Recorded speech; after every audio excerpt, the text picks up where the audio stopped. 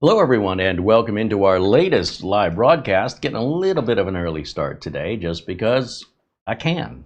So, welcome in. I hope you're having a great Wednesday. We're through the middle of the week and the last week of July.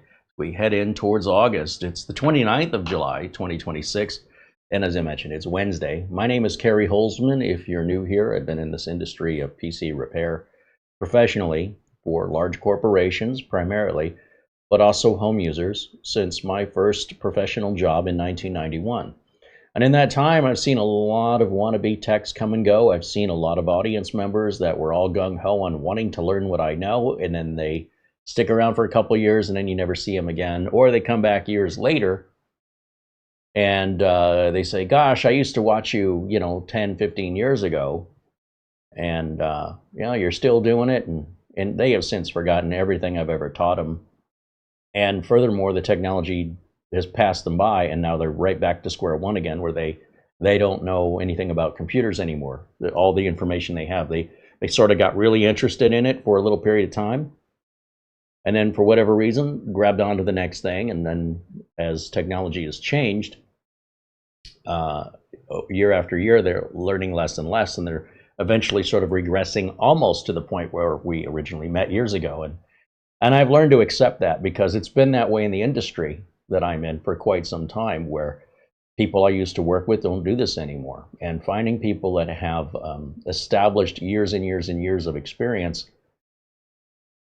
consecutively over 3 decades, they're pretty rare and difficult to find. And I will tell you that I have the utmost respect for somebody that finds their place, whatever that place is. I understand somebody might think they're into computers, and then after they learn a little bit more about it, they go, not for me, and then they switch, into something else. Could be accounting, truck driving, whatever it is.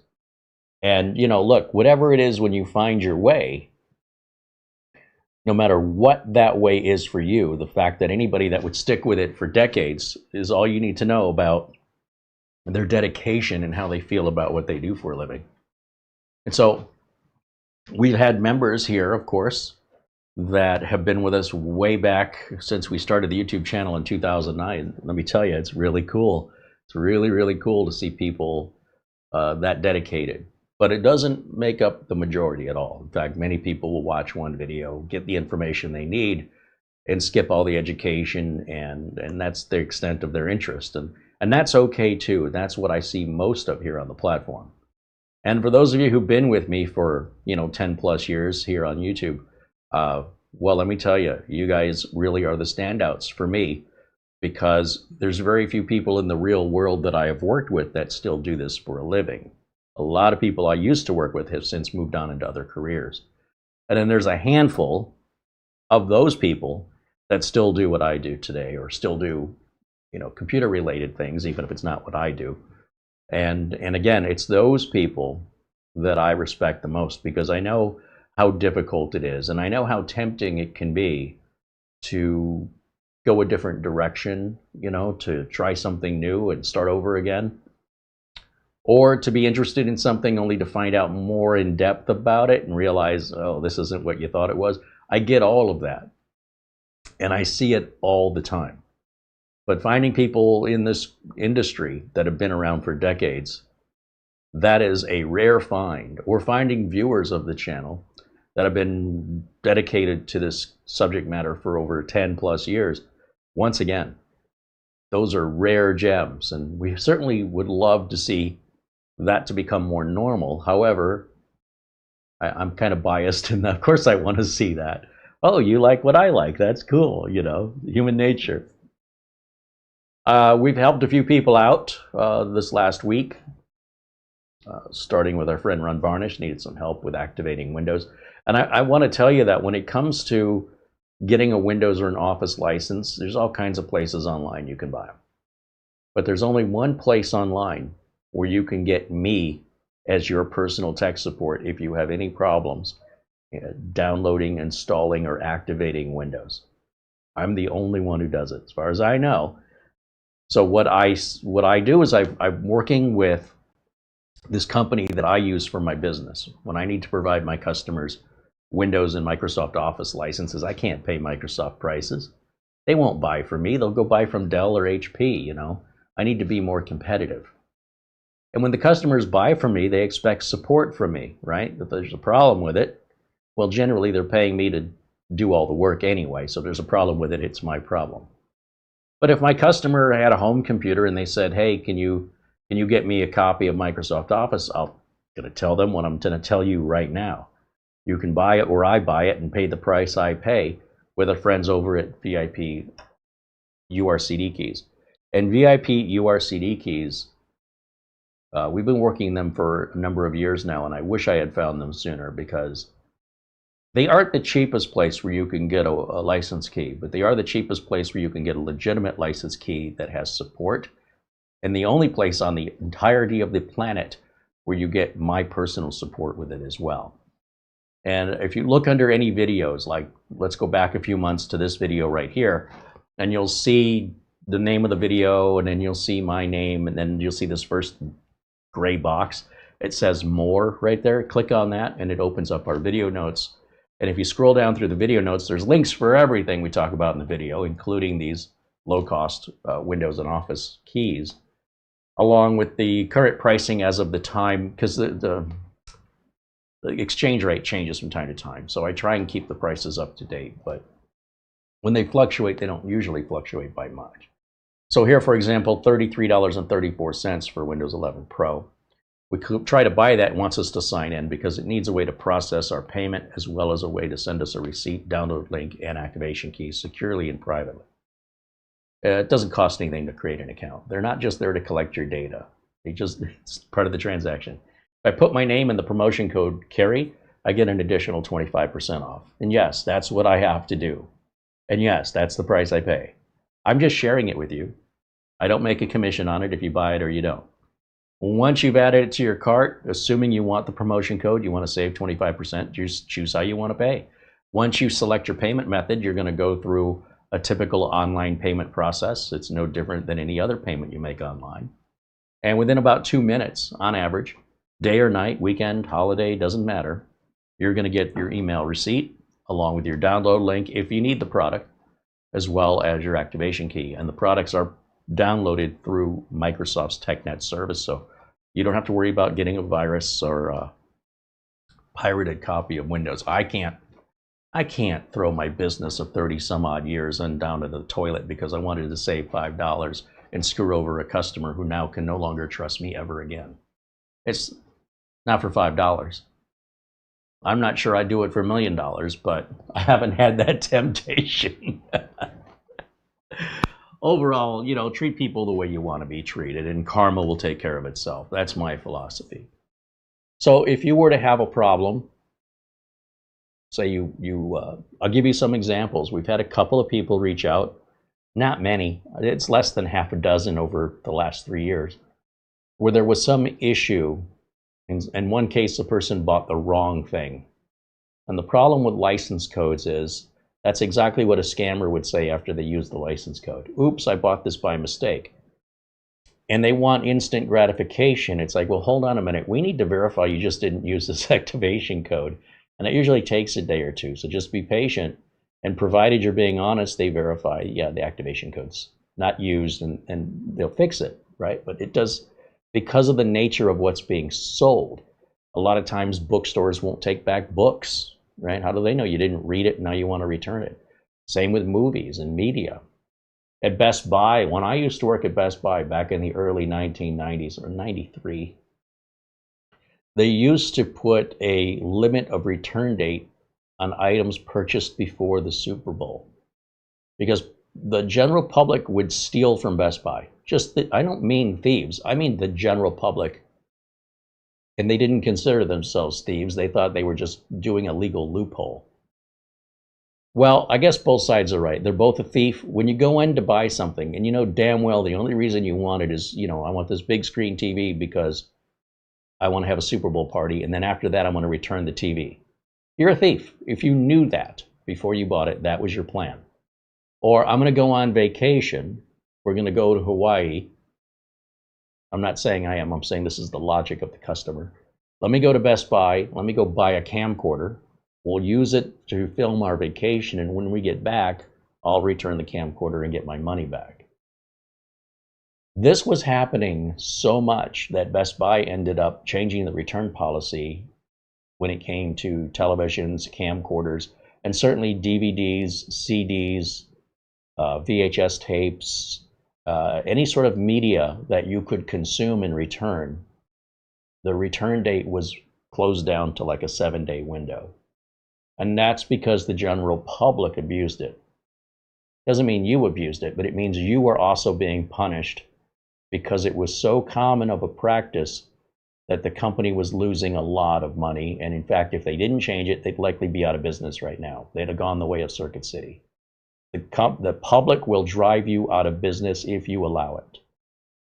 So when it comes to these product keys, we need to verify we're not dealing with scammers because they're everywhere. And you as a buyer, you want to make sure you're not dealing with scammers. So what I'll do is I'll say, look, I use these keys myself. And even though I don't work for this company, I know for a fact that what they sell is real and their support is genuine and helpful. They're not dull talk, they follow through. So if you have a problem, you reach out to their support. They're going to help you right through a chat window, usually resolve it right then and there. If it doesn't resolve it, you reach out to me privately. Just send me an email, and I'll put the email up at the end of the video like I always do, the email address. And I'll make it right for you. Every single time, 100%, without exception. There's never been anybody I could not make sure that they were happy with the end result. And again, that's been less than a half dozen times over the last 3 years. So, but every 6 months, something like that. And it's not always anybody's fault. It's sometimes a miscommunication. Somebody makes a mistake. It could be the end user or it could be the company. Their employees are human and they make mistakes too. But it's not normal. But it can happen. And I'm here to reassure you, if that happens, they're going to take care of it. And if they don't, I definitely will be the last stop. And you will be satisfied. In other words, you will get exactly what you paid for, or you'll get a refund, one or the other. Even if I take the money out of my own pocket, I don't mind because it happens so infrequently. I'd much rather know that you can trust the information I'm giving you. And, regardless of who's to blame, I'm not interested. What's it going to take for you to be happy? You either get the product you wanted working, or you get a refund. That's it. It's not a payday for you. It's not a lottery ticket, but we'll make sure that should anything go wrong and should their support not take care of it, you've got me. And I don't make that promise with anybody else other than unless you're buying from me, because you're not buying this from me. You're buying it from them. That's how much I trust them. That's how much I count on them. And my business relies on it, or I could run, I'd have to either go get some more customers after I burn the ones I've got, and that's a tough thing to do these days, or just be a really sneaky, oily snake salesman, which is not in my nature. And you're not going to get that from any other content creator here on this platform, anywhere on the planet. And most places that sell you the Windows license keys inexpensively, they're shady companies. You want to ask me how I know? This wasn't my first time trying to buy product keys, and it took me a long time to find them. And I just want to share my hard work and research with you so you can benefit from it. And also, this company deserves the sales, right? They're a good, honest company doing a good job. Why should they lose business to somebody shady that burns their customers? That's an unjust world. But it's your decision to make. Again, I don't make a commission on it. But it will cost me money if I have to get involved. And that's how firmly and confidently I stand behind this company. So you do with that what you want. You get free support up to 6 months after the purchase. So don't go buying keys and then not use them for a year, because that's a shady, scammy thing that something a scammer would do. We don't want you to appear to be a scammer, so don't behave like one. And you don't want to buy from a scammer, so they don't behave like one. And then I'm here as the unbiased referee to make sure that everybody's playing fair and by the rules. And I will be sure to make everything right, because That's what I do in my business. That's the difference between me and the influencers. They don't have to appease anybody. I do, or I'm homeless. Okay. Or I better start thinking about switching careers. Because otherwise, what do they need me for? If I can't do that part of the job, if I don't do the support part of IT, then what's the point of hiring an IT support person? You could do the IT part by yourself. So I just wanted to remind everybody, we never quite know with the way things are going in the economy what companies come and go as a result of trying times. And sometimes companies have to make adjustments to stay in business, like the example I gave with Best Buy changing the return policy on items people were renting intentionally with the full knowledge that their plans that they were going to return that item after an event, to a point where if Best Buy did nothing about it, there wouldn't be a Best Buy anymore. Like, unless you work in the retail environment, it's bad enough to get bad checks. It's bad enough to get shoplifters. It's bad enough to get people breaking in after hours and all the damages, right? And then you got to deal with maybe somebody leaving a negative review and maybe some PR issues. You've got marketing costs. You may even have your own employees stealing from you, which also happened when I was there, where the police showed up and arrested 4 of my fellow coworkers. Not in my department, they were in the car audio department. Freaky. So if you're the business and you can't even trust your own employees and you can't trust your customers, then you either get out of the business or you start writing and enforcing policies to prevent people from stealing from you. People you don't even know. People, in some cases, you gave them a job and a salary. They asked you, would you hire me? And you interviewed them, and they were eager and earnest. And then you hired them and they start stealing from you. These were just people that you gave opportunity to. You gave customers low prices on in-stock items that they could buy today and take home right now, only to have them try and steal from you. There's got to be a way that you can conduct business in a truthful and honest way, and also force the customers and force the employees to be truthful and honest as well. And that's what they had to do to survive. And when you don't do that, you're Circuit City, basically, or Fry's Electronics, or Incredible Universe, or any of these other electronic large retailers that had some shady stuff going on, both internally with company employees and with their customers. And the two combined adds up, and they don't exist anymore. So we all pay the price by no longer having those options as places to shop. So with that, I just wanted to emphasize to you that if you choose to save money and get a legitimate product key, chances are you're never going to need support. It just works. In a rare circumstance where it doesn't, they'll take care of you. And in a rare, even rarer circumstance where they're not taking care of you, you reach out to me. I'll be the last person you reach out to, because it'll be right when I'm done. Okay? And I mean that as sincerely as anything else. As same as I talk to my paying customers that buy from me, you're going to get the same support, just so you know.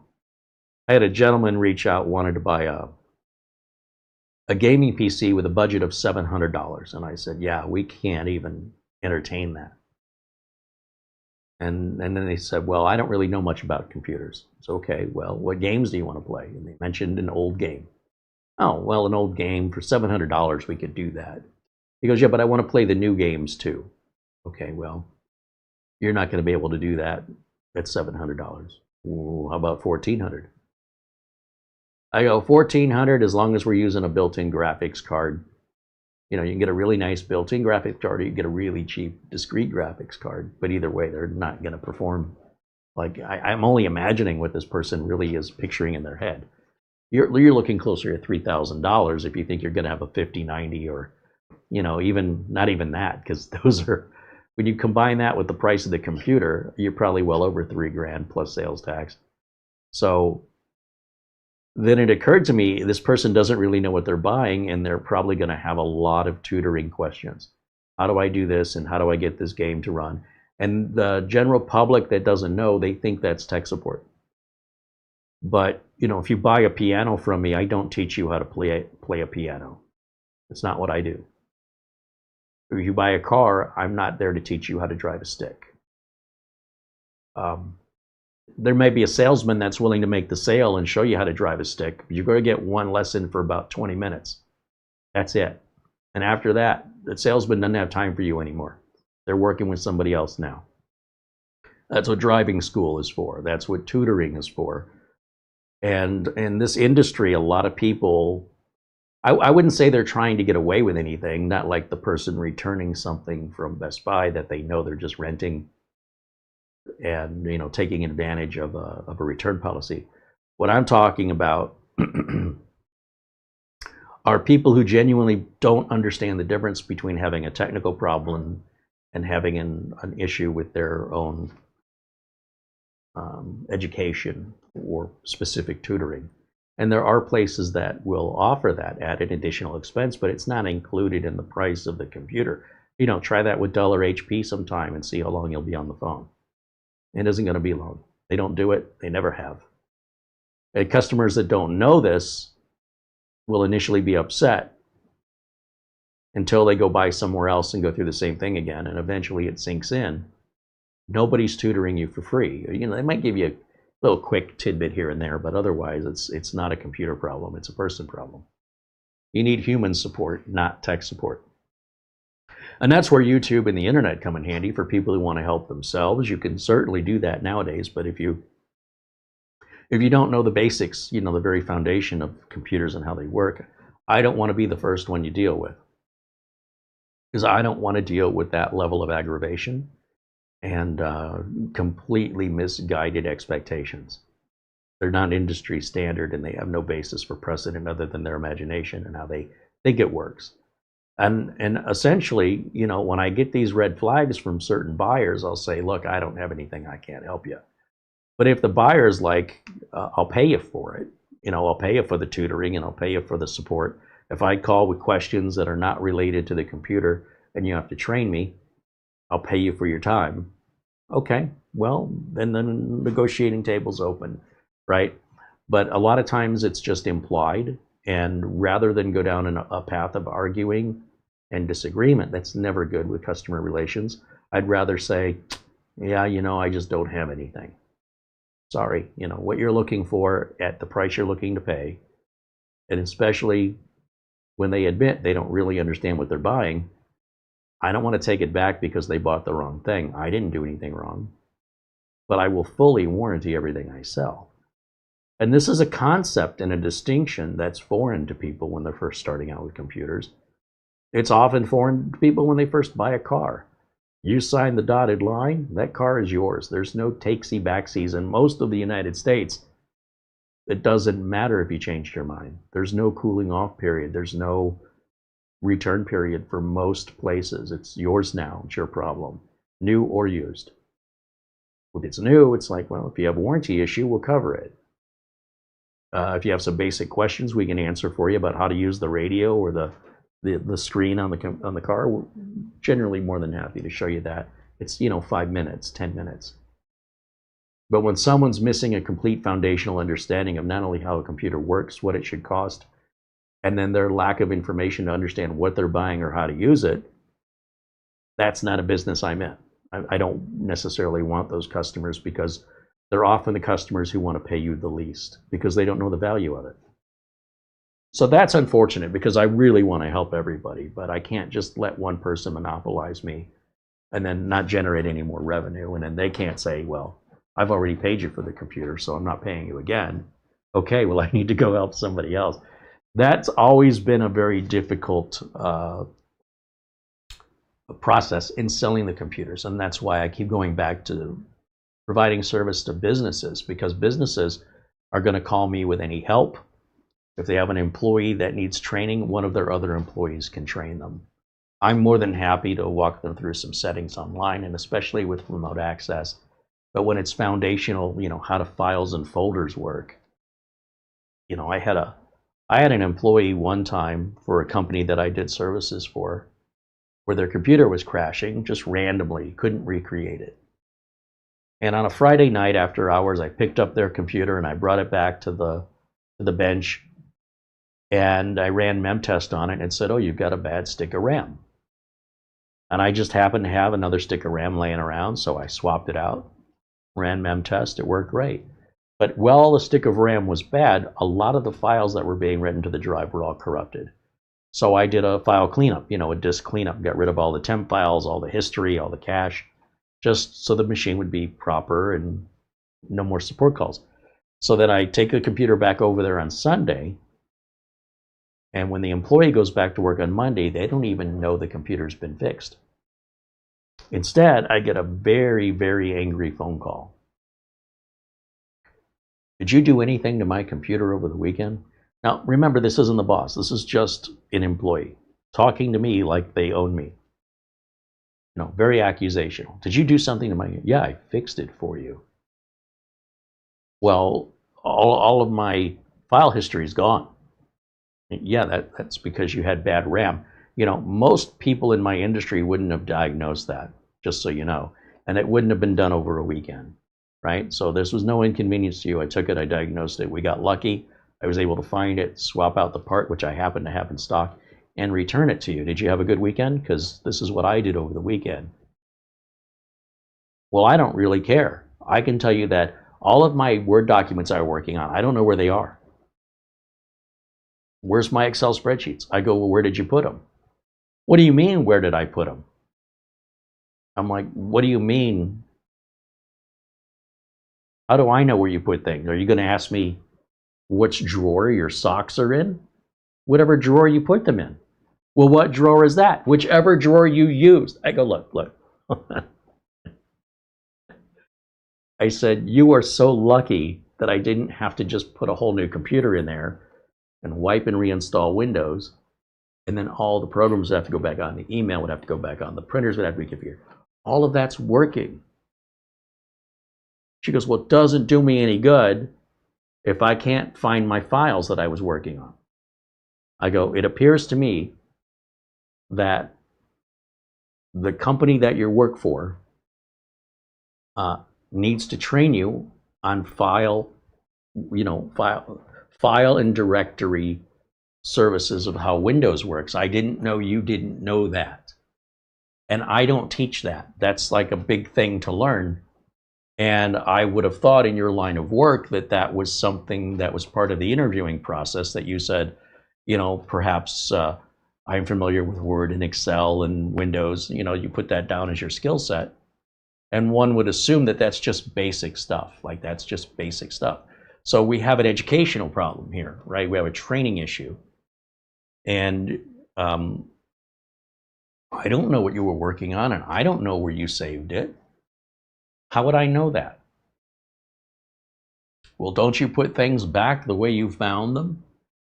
I go, you had a lot of file corruption. If I had done that, your computer would likely still be crashing, and many of your files would be damaged, especially if it's pulling up a cached file.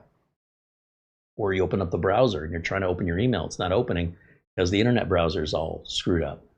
Not that every file was screwed up, but even if there's just one file, right? It's just a standard procedure. And I said, what I'll do is let me talk to the owner, and we'll see if you can get you some proper training so that this isn't an issue. And I think that person still hates my guts today. I'm the devil from their perspective. And I've helped thousands and thousands and thousands of customers. And usually the only time I get a question about file or directory structures is a home user. I had a home user ask me where all the music they downloaded from LimeWire, where was that at? I don't know, wherever you saved it. How would I know? Well, I told a friend of mine who's getting married that I would build a music playlist for them. How do I do that? I go, so you volunteered me to help your friend's wedding to download music illegally? What did you just say to me? And I said, you're basically volunteering me. I mean, if you volunteered to do it, that's you. Well, why can't you just tell me where they are? Because I don't know where they are. And these are the days before remote access. This is like LimeWire. I go, if you're using LimeWire, you're pirating music. Right there, I cannot get involved any further. This is not an educational issue I can help you with. And she's doing this for free over the phone, right? So how much of this am I consenting to before I put my foot down and say, you're going to have to look for help somewhere else? but you're my computer guy. You're the guy I come to. And I go, I realize that, but this isn't a computer problem. What you're doing is illegal. I cannot be an accomplice to it. And just having you understand basic file structure and directories isn't something I do. You could go to a college class and you could learn about it. You know, why are you being mean? I'm not being mean. I go, don't you have kids that use computers? Yes, your kids will probably be happy to explain it to you. You know, it's just not what I do. It's not, I mean, if you want me to fix your refrigerator, I don't do that either. I'm sorry, but I can't help you. And never heard from that customer again. And that's a blessing, because I didn't tell her I wasn't going to talk to her. I didn't tell her don't talk to me again. I didn't tell her go away and never, you know, never call me. She came to that conclusion on her own. And I'm perfectly okay with it, because I don't need customers like that unless I'd like to see my business fold. So much in the same way, Best Buy, I have the same problems where you've got to sort of weed out where the problems are by having policies and procedures. And, you know, when I talk about the videos on YouTube, they're primarily enthusiasts making these videos that don't really have much experience with anybody else's equipment. They know their equipment very well. And when they have consequences, they're not normally transparent about the truth about what happened weeks or months later as a result of them saying, hey, everybody should do this on your computer, it'll make it faster, or whatever the excuse is. They don't often admit to where they made a mistake. They don't often apologize. And very rarely will they take an old video that's inaccurate down. If you want to look for Windows Update causing solid state drives to fail, that was all a hoax. And many otherwise reputable, but not professional, only enthusiasts do this.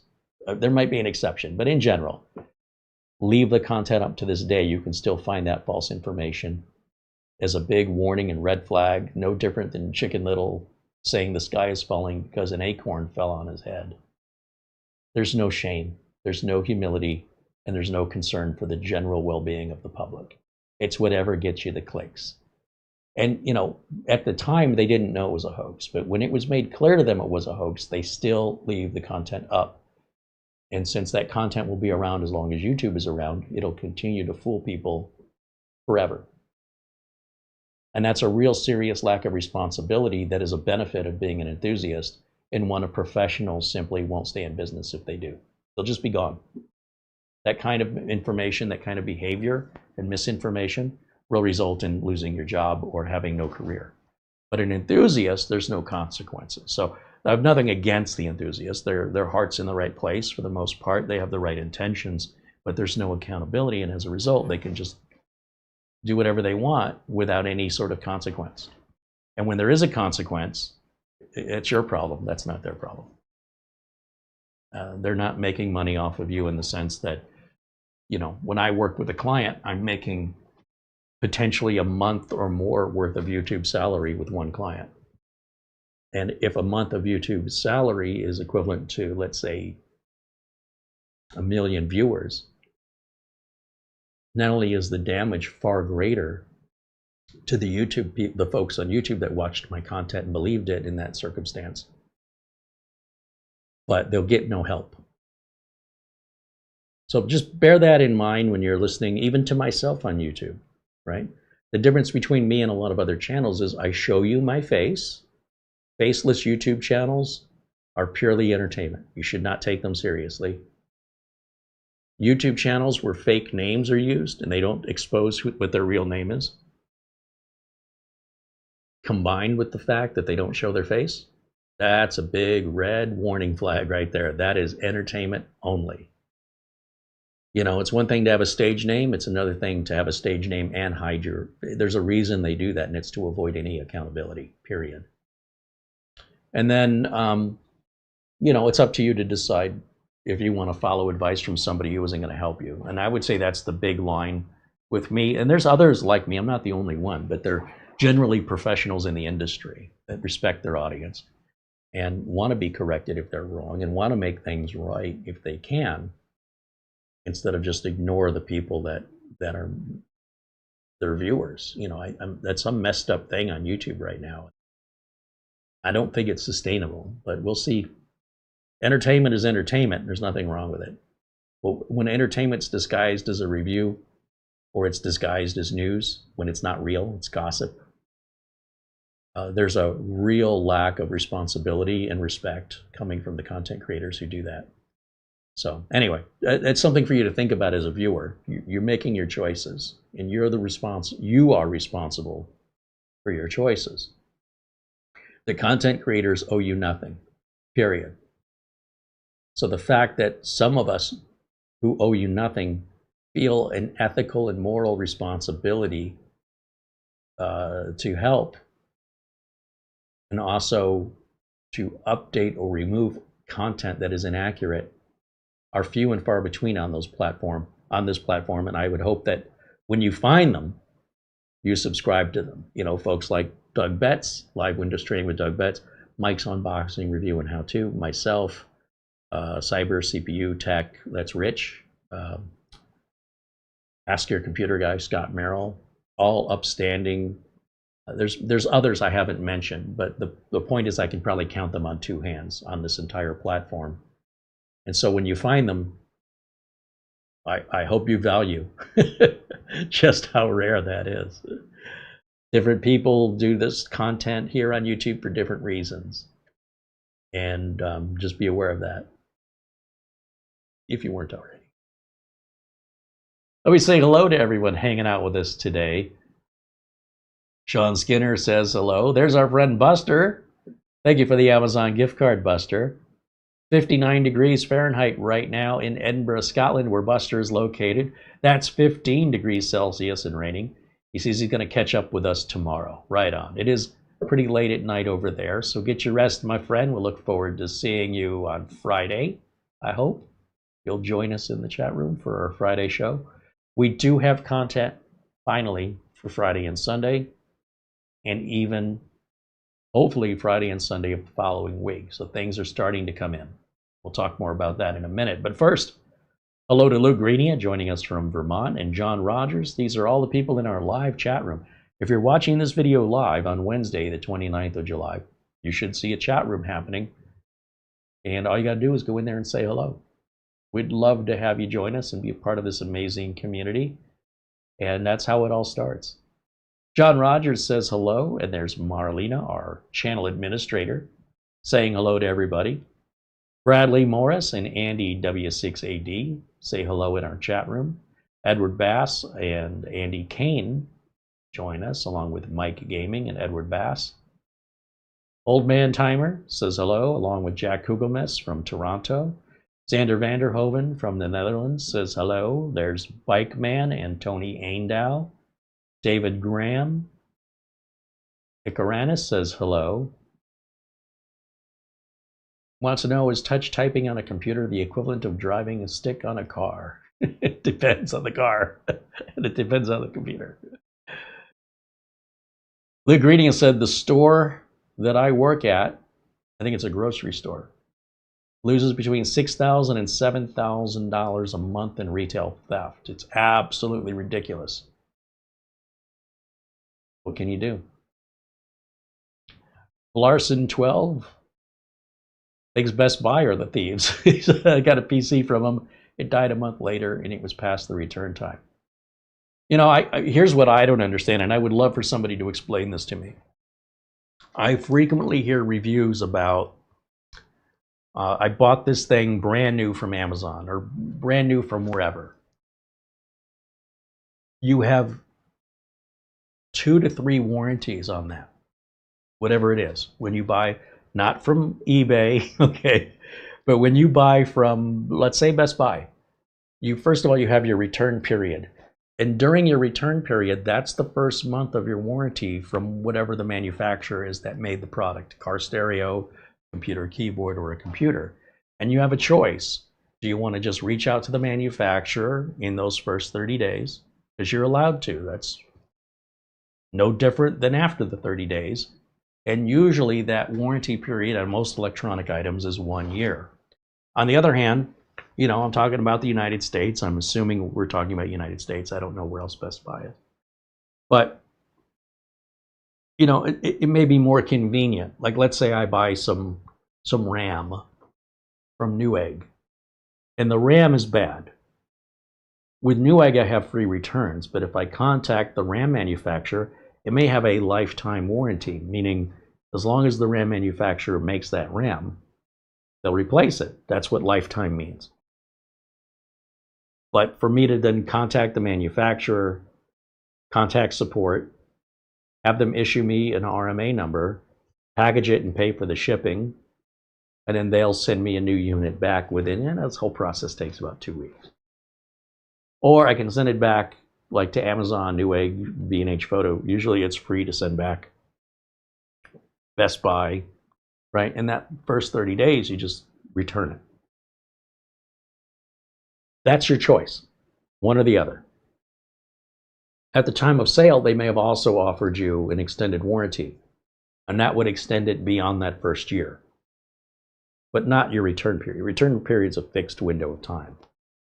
You know, we had when I worked at Best Buy, just to put you on the other side of the fence and how scammy consumers can be. We had a gentleman buy a big screen TV, and about 2 months later, he tried to return it because the screen was cracked. And we said, well, you know, it's past 30 days. He goes, yeah, but I bought it, I put it aside because I had to go on vacation. I only just now took it out of the box, and the screen's cracked. That's how it came out of the box. Well, if you'd have told us that within the first 30 days, we wouldn't have had an issue. The guy says, well, as I said, I didn't have time. What's that got to do with anything? You could open up the box and look inside. You could physically remove it wherever you set it aside. The minute you bought it, the first thing you should have done is inspect it for damage, because you know that 30 days is the clock is running, regardless of maybe you hit your head and you were in the hospital in a coma. The 30 days is still 30 days. You don't get an exemption. You don't get a get out of jail free card. The same rules will apply to you that they apply to everybody else. Period. End of story. There's no exemptions. None. Well, that's not fair. You're right. It's not fair that you would do that to us. Because for all we know, you broke it last week or yesterday, and you put it back in the box, claiming it was broken this way in the box. That ain't going to work. So you're calling me a liar. Nope, I'm telling you that you had 30 days to return this. It's fully written on the receipt. The back of the Best Buy receipt was all the printing for all the disclaimers. Just read the back of your receipt. It's always been there, and since we handed you the receipt, you never read it, or you don't care, or you think if you give me a sob story, we're going to make an exception to the rule. It's not how it works. No. Some lessons are going to cost more than other lessons. If you're telling the truth and that's how it was, the very first thing you should have done is take it out of the box. Just plug it in, turn it on, make sure you get some menus on the screen. And then if you want to put it off for 2 months, whatever. But you would be in your 30-day return window. It's like I had a customer once tell me I sold him a bad motherboard. I said, what are you talking about? He goes, it doesn't work. And I said, it does work. He said, it doesn't work. I said, I got a video of the thing working before I showed it to you. I don't remember that. For all I know, you could have a video from 3 years ago. Okay. Well, I mean, and by the way, he was within 30 days as well. I said, bring it back over here and I'll show you it works. It'll take, I don't know, less than 10 minutes and I'll have it working. And he was offended. Are you suggesting I don't know what I've been doing? You know, I've been working on computers for all these years. I've worked on this for 3 hours. And you are going to tell me in less than 10 minutes, you're going to show me how stupid I am. I said, let me ask you a question. Before you changed this motherboard around, it was already configured and working. You didn't turn it on and verify that? Oh, so I'm an idiot. Not what I'm asking you a question, right? How do you know with such confidence that I sold you a bad board if you never once turned it on before you started monkeying around with it? I mean, that's what I do. I'm not going to turn around and point a finger at somebody for something I did. So before I modify something I'm not familiar with, I want to make sure that it works. Otherwise, how will I know if I caused it?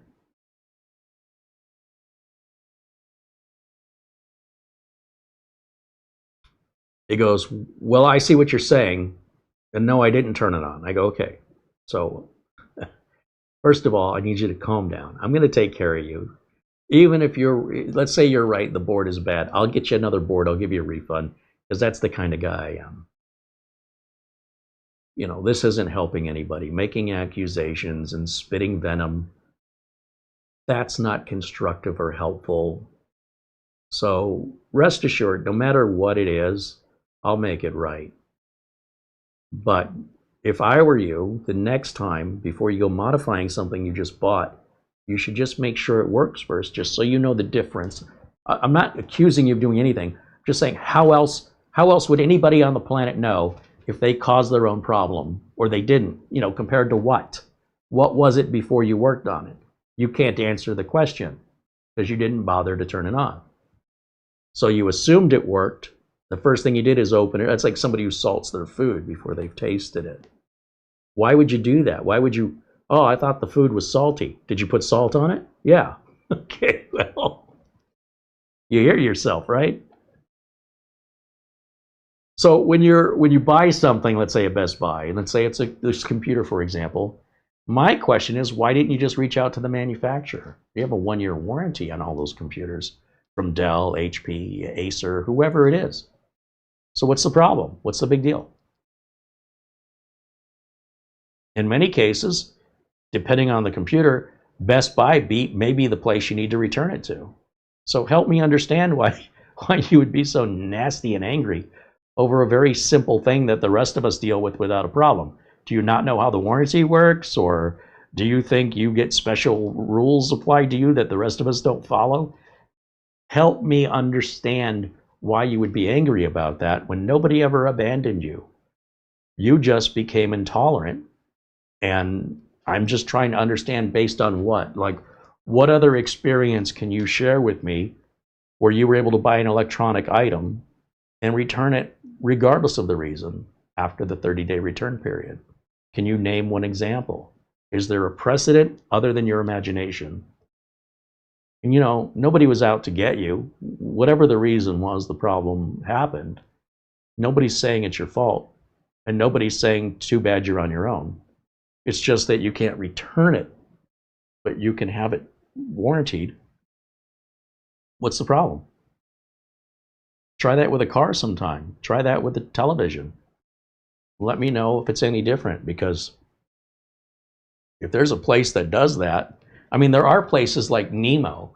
Nemo will give you a 90-day return window, right? And they're very upfront about it. 90 days. That's Nemo's policy, and it may be a reason to consider buying Nemo if having that longer return period is important to you.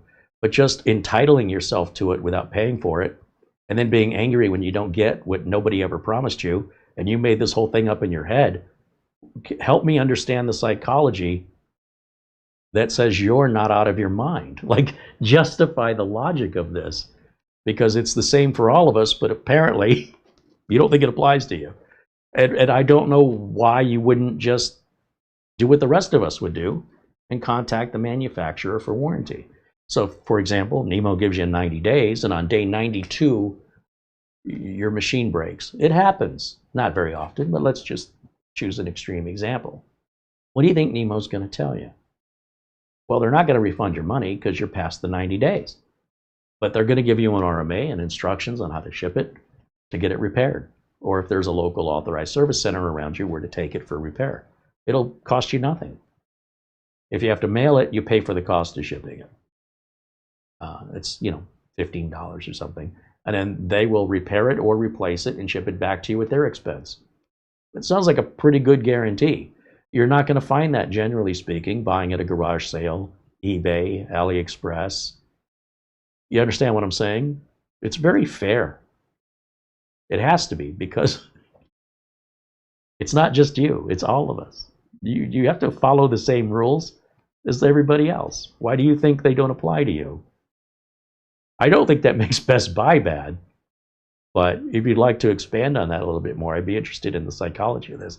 Or maybe there's a side of the story you left out that justifies this doesn't apply to me mentality. I would love to know, sincerely, because I can't think of one. Bikeman said, I learned our first computer in 1987 all by myself. and eventually knew as much or more than my parents. Well, that's kind of how you learned back then, though. There weren't really classes or many books.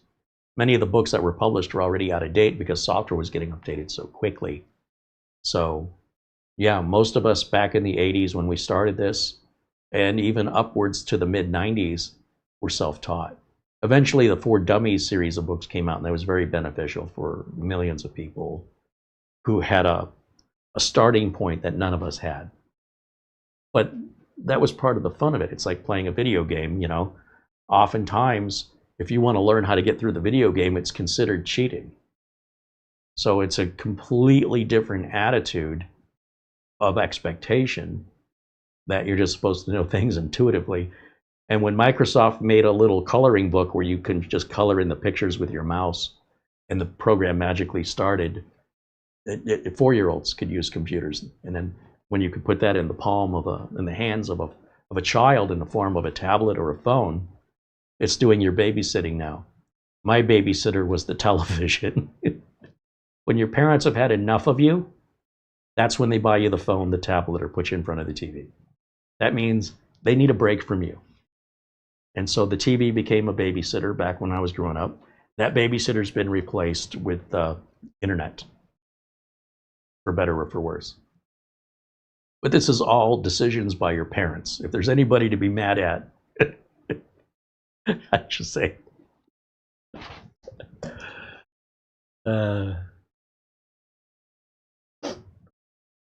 Martin Aronson says hello.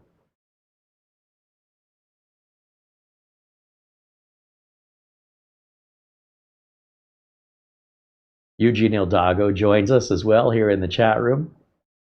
And Jimmy Gray joins us from Barbados. Very good. Good to see you, Jimmy.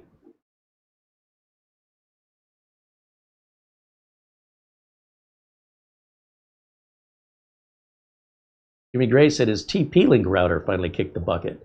What TP-Link router did you have? How old was it? And how did it kick the bucket? What happened?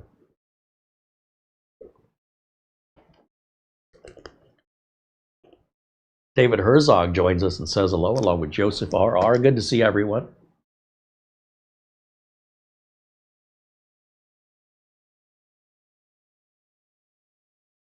Bias Sano said he got a faulty PC from iBuyPower. Again, iBuyPower, they honor their warranties. I've never seen an issue, a legitimate issue where iBuyPower said, we're not going to honor a warranty. Companies like that don't get as big or stick around as long as iBuyPower. Whether or not you had buyer's remorse over what you paid for versus what you got, that's on you. You know, they delivered exactly what they said they would deliver. And if your problem happened outside of warranty, iBuyPower isn't building the motherboard. They're not building the CPU. They're not building the RAM, the power supply, or the storage. It's not their fault. That would go back to their suppliers, right? That doesn't make them evil. Or if you got a power spike that caused the equipment to get toasted, that's just an act of nature. You can point fingers all you want, but computers don't normally just break unless they get really old. Like usually you start hitting the 10-year mark on a modern computer today, having problems is normal. And then having problems again and again, the older the computer continues to age, the more frequently the problems occur. And if you go on Reddit and you search for, computer repair help, 90% of the questions being asked are people that have computers that are 10 years or older, or there are physically damaged laptops. They spilled something on it, they broke the jack, they broke the hinges, usually through mishandling is usually how that happens. Or the hinges are broken because they're just worn out. They weren't made to last that long. And don't believe me, go to Google, type in computer help space Reddit, and look at the age of the computers the vast majority of people that are asking questions have. And in most cases, these people don't actually need the computer. They're just kind of curious if they can bring it back to life, because if so, they'll use it. It's not typically critical, because if it was critical, they'd already have it replaced. In fact, they would have replaced it years ago. In some cases, it's like, hey, this is all I can afford. But then they'll spend $300 to fix it in 3 weeks of work, as they don't know what they're doing. Whereas you could buy a brand new laptop from Nemo for under $300 and have it delivered in a couple days and have a new warranty and a new 90-day return window and a fresh battery and a better, brighter, crisper screen. So sometimes people that claim that they don't have money, it's because they don't spend it smartly, and they just end up repeating the same mistakes, and they never get themselves out of that mentality, which means they never pull themselves out of their financial hole, because what got them in that financial hole was that sort of thought process. I know that because I used to think that way until I realized it's a very expensive thing to do, to be poor. It's one of the most expensive things you can choose. If you were to get a credit card because you don't have any money, that credit card is going to charge you 29% interest. There's no wealthy person in the world that would accept that credit card under no circumstances. The people who could easily afford 29% interest are the people least likely to pay it or to accept those terms. The people who are least likely to be able to afford 29% interest, that's probably 90% of their client base. Bad decisions.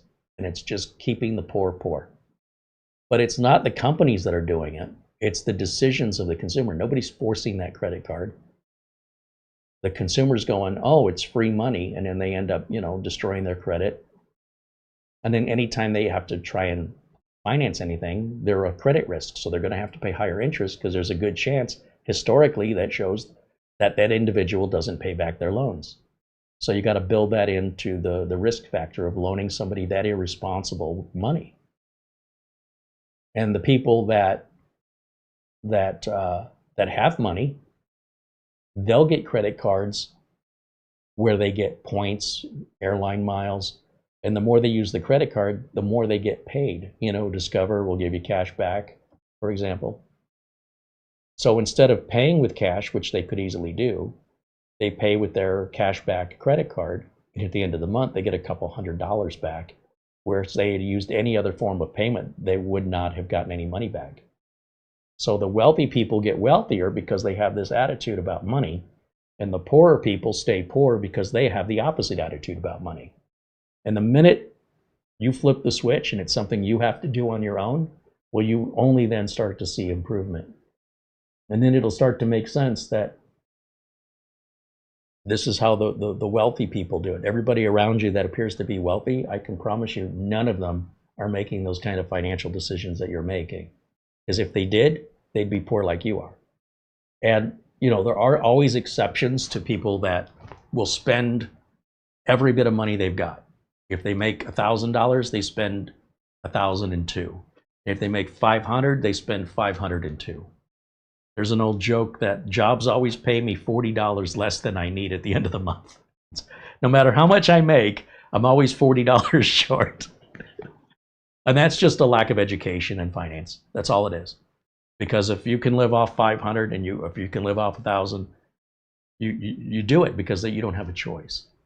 But if you're saying, I don't want to make the choice, I want to live off 1,500, you're just creating a hole that you're digging yourself into.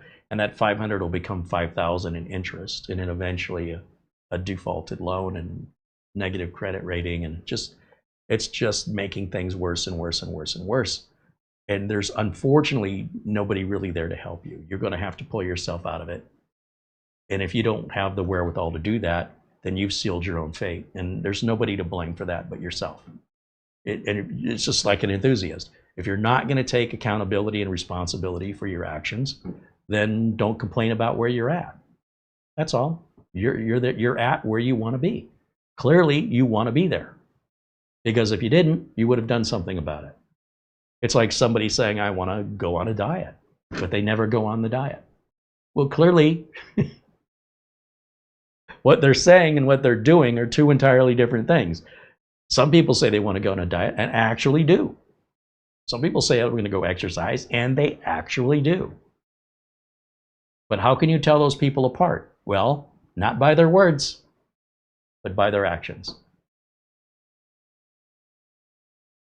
Frederick says hello from Sweden. Hey, welcome in, Frederick.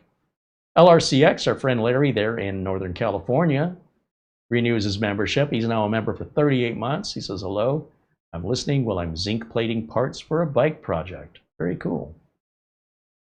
Isaiah says hello, as well as F. Crete from Bergen in Norway. Well, we don't get many viewers from Norway. I don't have much information about Norway, except that we were trying the, oh, come on. The brown cheese. It's like a caramel cheese from Norway. You know, dairy products in particular, and cheeses in Norway are unlike anywhere else in the world if you've never had the experience. And there's a company in Norway, and you can, that makes this cheese. Let me see, Norwegian cheese. Big company called, so the brown cheese I'm thinking of is Brunost, which is a brown whey cheese. But the company, this big company that we've actually seen here in the United States is called, well, the brand will say Ski Queen, like skiing and king and queen, Ski Queen. And it's made by a company, you'd think the name was Ski Queen, but that's an American thing, I believe. The name of the company is I think it's the single largest cheese manufacturer in Norway called, it's like a 4-letter word that starts with the letter T. Give me a second, I'm gonna Google this real quick. But I promise you've never had cheese that tastes like this before, unless you're in Norway, then it's every day probably. What is that company called? So Brunost and of course Jarlsberg cheeses are Norwegian, but also the name of the company. Come on.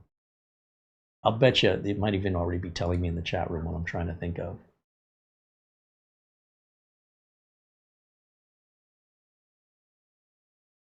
Dustin Fuller says hello.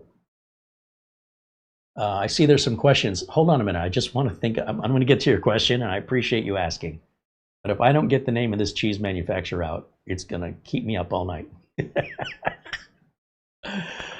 Let's see.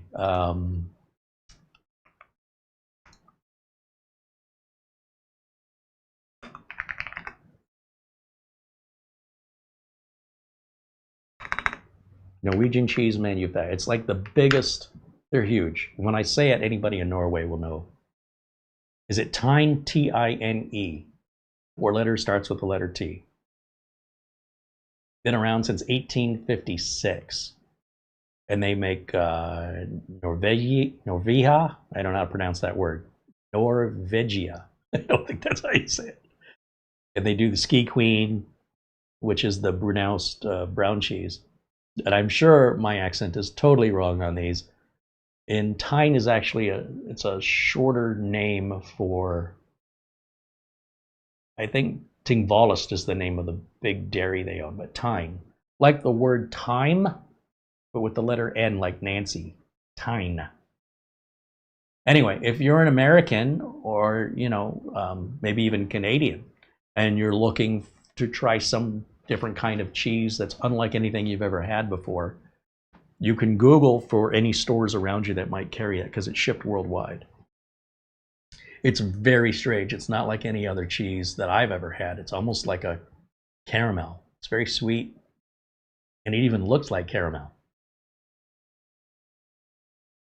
It's not often I get to mention Norway in here. We had a couple friends joining us from Norway, Oystein. There were 2 Oysteins in Norway, and I haven't seen either one of them in a while. But it's on my bucket list, along with England and Scotland and Ireland and Wales, Italy, one of these days.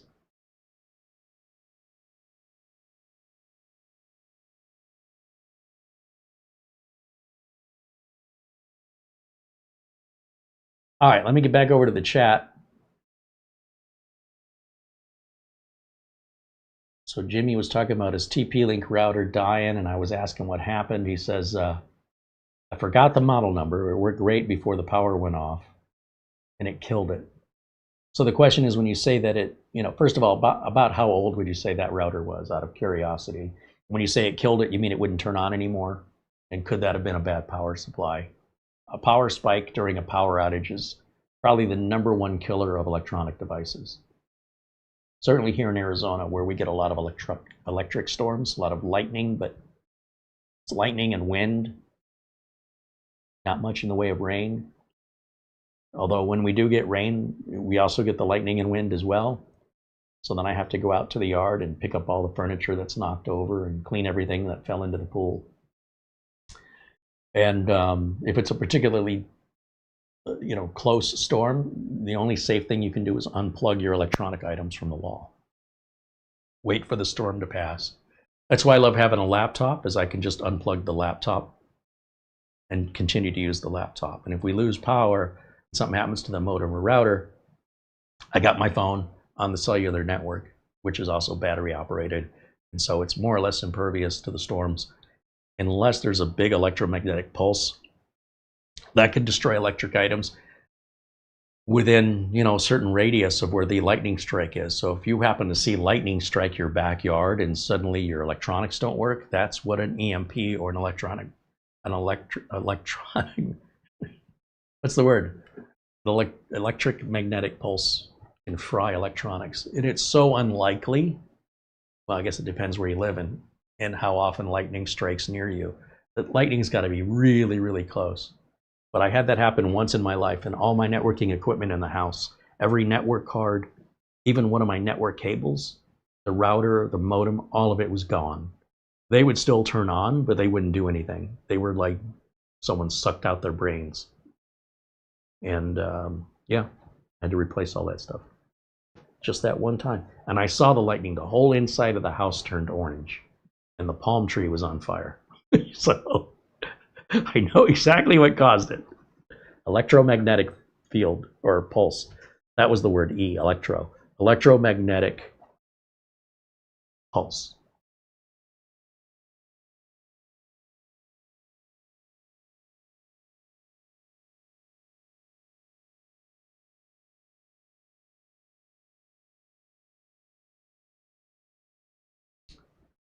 Joseph says, I want to know what software you use to secure erase a hard drive. I wanted to start a service where I will get people's data off old machines and then secure erase. Well, there's no agreement on what a secure erase means. The Department of Defense has an extraordinary, ridiculous process for a secure erase. And to the best of my knowledge, you cannot secure erase a solid state drive. It's not even a thing. Sometimes these solid state drives have their own built-in utilities that claim to secure erase. Do they? So basically, I don't use software to secure erase a drive. I don't believe there's software that can do it. Not to the level that my customers would find acceptable. I use something called a drive eraser, and it's a piece of hardware. It's a tool. It's like trying to do a front-end alignment on a car, and you're going to eyeball it. Never going to work for you. You might be able to improve it. You might make it worse, but you need the right tools, and you need the education and skill on how to use them. So let's see if they still make the drive eraser. Let me do a quick search, and I'll show you what it looks like. There's an AI overview. Oh, it looks like Amazon's got a couple of different items here. I don't know if they make the specific model I'm referring to, but let me take you over to the Amazon page, and I'll give you an example. There we go. So this StarTech hard drive dock also does secure drive erasing. And then this data shredder is a software you boot from. There's also like Derek's boot and nuke. DBAN is what it's called. That's freeware. But I wouldn't rely on anything freeware because you'll have no accountability to the company. And it comes with all kinds of disclaimers, legal disclaimers that, if it doesn't quite erase everything, there's no legal recourse for you. And if you wanted to go into business and do this in bulk, you could buy a bulk drive eraser. They're about $10,000. And then what you can do is you can charge people to do let's see, these are pencil erasers. Is that what I want? Bulk drive eraser, bulk, let's try hard drive. Here we go. Oh, this one's not bad. This will do 5 at a time. This one will do 11. And it's a specific piece of hardware with specific software. There's no keyboard, mouse, or monitor. You're going to control the menuing right here on the screen with the buttons. Systor makes these, and that's the only thing they do. That's the only thing this particular unit will do. So if you want to get into the business, you have to invest in the business. The only way that you can guarantee data destruction would be to offer to destroy the drive in front of the customer. So they have drive shredders. There's a big device you can buy. There's a handle you pull down. It bends the drive in half.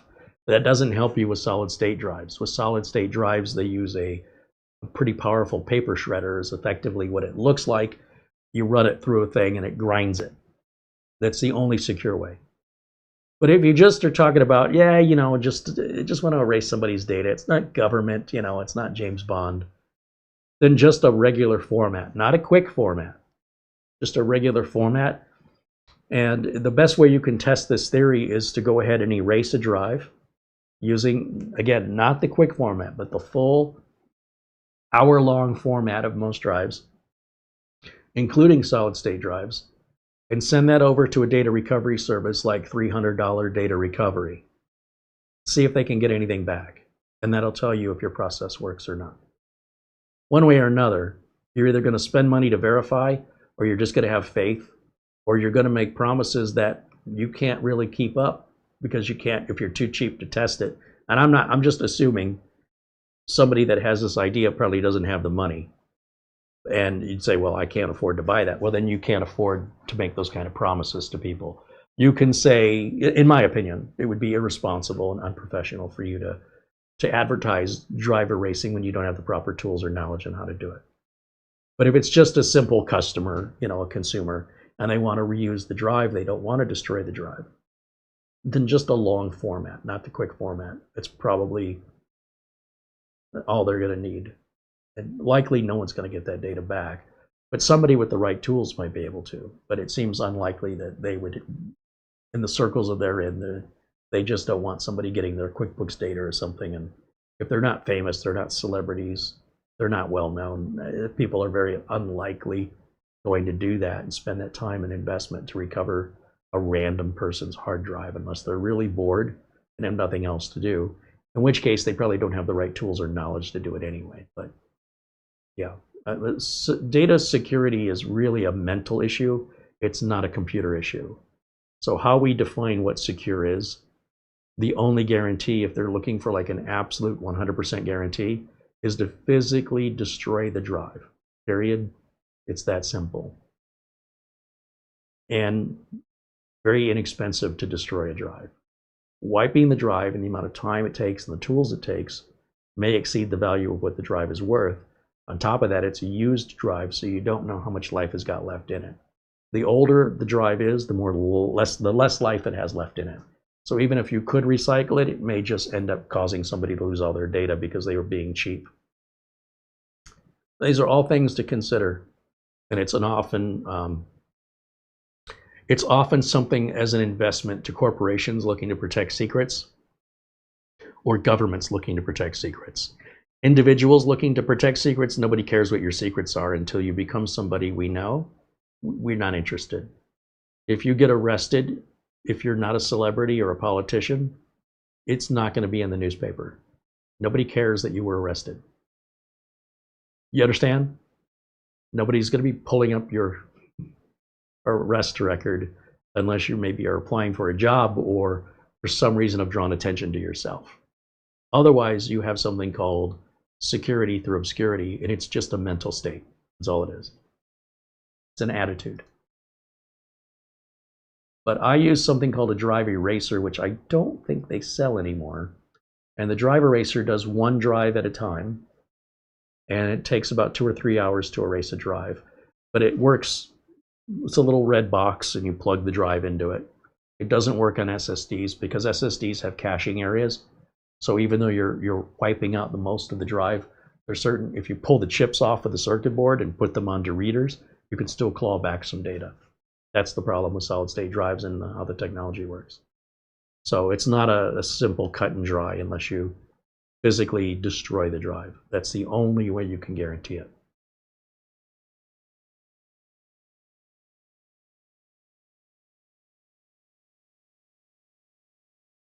I'll save you some money.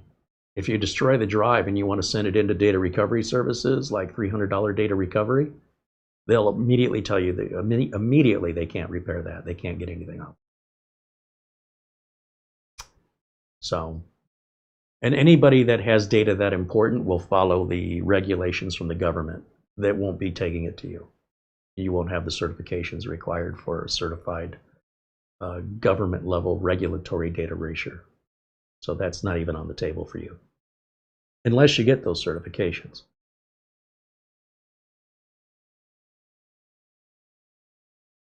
So just so you know. Jimmy Gray said, I live in Florida. It's the lightning capital of the world. Is it? Joseph says, thank you. I was looking to recycle and resell the machines, but it sounds like I might be opening a can of worms. It depends who you're selling the machines to. As I mentioned, when it comes to selling to consumers, most consumers, first of all, don't care. Right?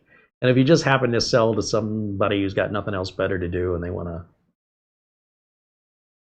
try and recover things off the drive, in most cases, a regular format, a long format prevents that from happening anyway. They've got that level. If you end up selling to a KGB agent who takes it to Russia and they've got all this forensic equipment that's worth hundreds of thousands or millions of dollars with scientists that are specializing, or it's a court case and the government is pulling any data you've erased or drives that they've recovered from a subpoena and a warrant. My question is, what were you doing? Because if the government's going to that level to get you, you must have done something you knew was wrong, and I cannot help you with criminal activity. I'm not going to be an accomplice. Nor could I in this particular instance. So if you've got incriminating evidence that you're worried about, you need to physically destroy that drive into pieces. And we won't even get into what's on that drive and what business you had if that's how you're so paranoid about it. But if it's just like private photographs and private Word documents, like spreadsheets, normally just a normal format, or you can use Derek's boot and nuke for free. It's probably overkill, to be honest, and anything remaining would just be on the fringes. I don't think it'd be anything to worry about. But if you're selling to corporations, especially in government regulated, corporations won't be buying those computers from you, first of all. They'd be violating government regulations if they did. So you're probably fine. You're overthinking it.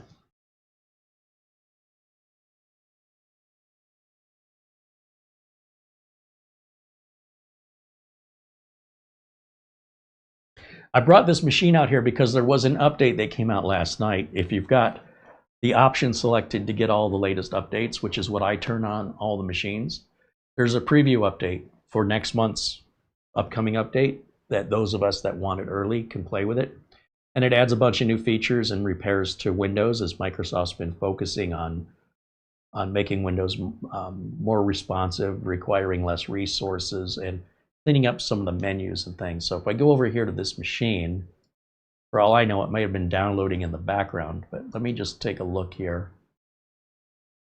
And let's see, is the mouse working? Yeah. Let's right click on the start menu and we'll go to System. We're on version 8973.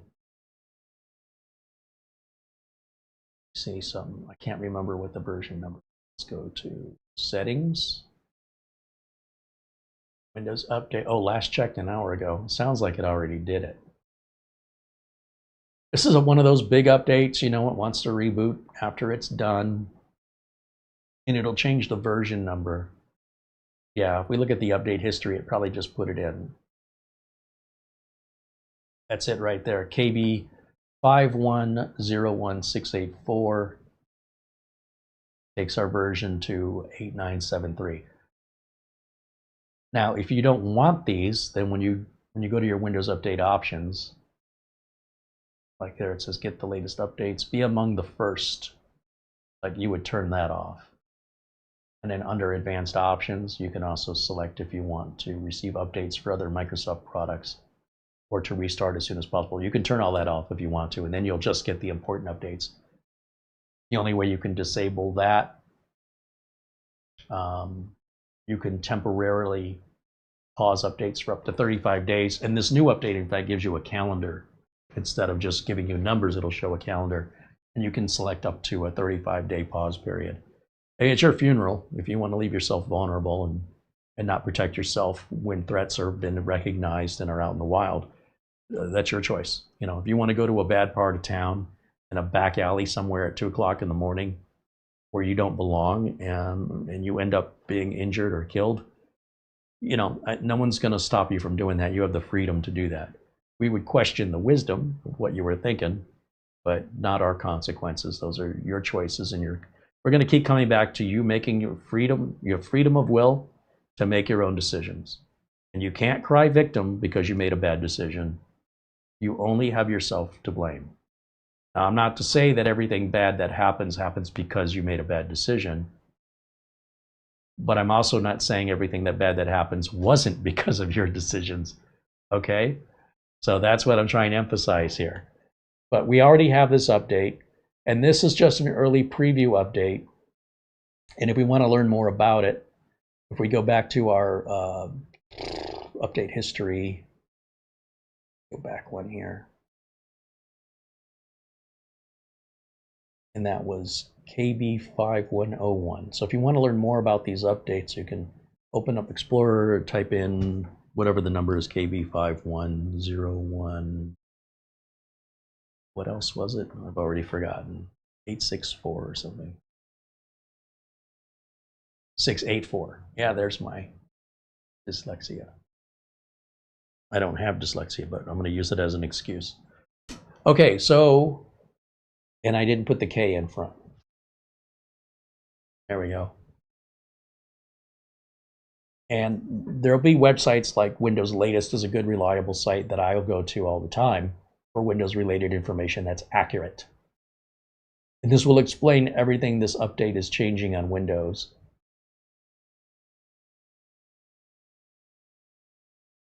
The Thursday that happens after the second Tuesday of the month is usually when Microsoft updates the Windows installer, so that this update will already be built in whenever you want to install Windows fresh and clean. So always remember to update your Windows installer on the Thursday that follows the second Tuesday of updates. And that way the updates will already be built into your installer and you won't have to install them. It'll be already installed. Secure boot is an interesting one where there's a lot of misinformation and paranoia online, and it's all over nothing. I've never once, to this day, and I want to emphasize, I do this for a living, I've never once had a customer where secure boot has prevented a problem. It's never happened. I've had countless customers where secure boot's causing problems. If you're worried about secure boot, disable it in the BIOS. It takes 40 seconds. Just turn it off. You say, well, it's there for security. It is. It is there for security, and if it works, you might as well have it. But if it's causing you more grief that you wouldn't have had, that's not saving you from anything, what's the point of dealing with the frustration for something that's not benefiting you at all and never has? Now, I don't have a crystal ball, and I don't know what sort of viruses are coming out in the future, but the viruses, the boot sector type viruses that secure boot protects you from, those have kind of been a fad that's gone away. There are industries where the government regulates and demands that you must follow the compliance with regards to security in financial and health records, where this is not optional. But you as a home user, if you want to torture yourself, have fun. If you want to be practical, turn it off. If it's causing problems. If it's not causing problems, it's not hurting anything, leave it alone. But never, ever have I encountered a real-life human being where Secure Boot stopped Windows from loading, because that's the way Secure Boot works.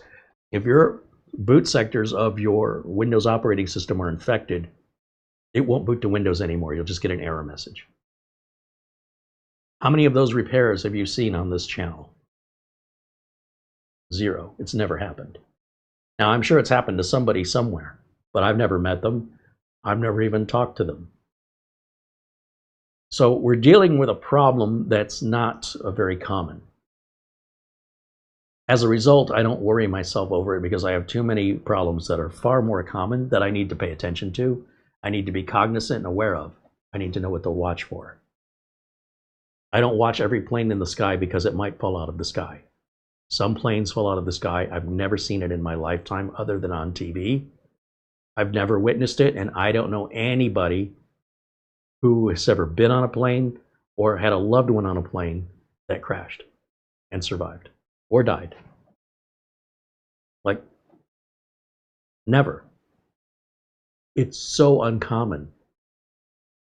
I don't allow the amount of processing I have in my brain. I can only do so much at one time. And to worry about nonsensical things because it happened to one person one time 3 years ago in another country, I've got other things that I could be using my brain for that would be far more either entertaining or fixing something I have some control over than walking around like some kind of paranoid person always looking over my shoulder because I watch too much news. And you got to ask somebody, why do you have PTSD? What happened to you? Were you deployed in the military? Nope. But they're exhibiting in some cases a psychosis of somebody that's been deployed in the military because of social media and because of the news media. They have actual PTSD now when they never experienced anything. And again, these are our choices. If you realize that something's being toxic to you, avoid it. It's really easy. Turn it off. Save yourself.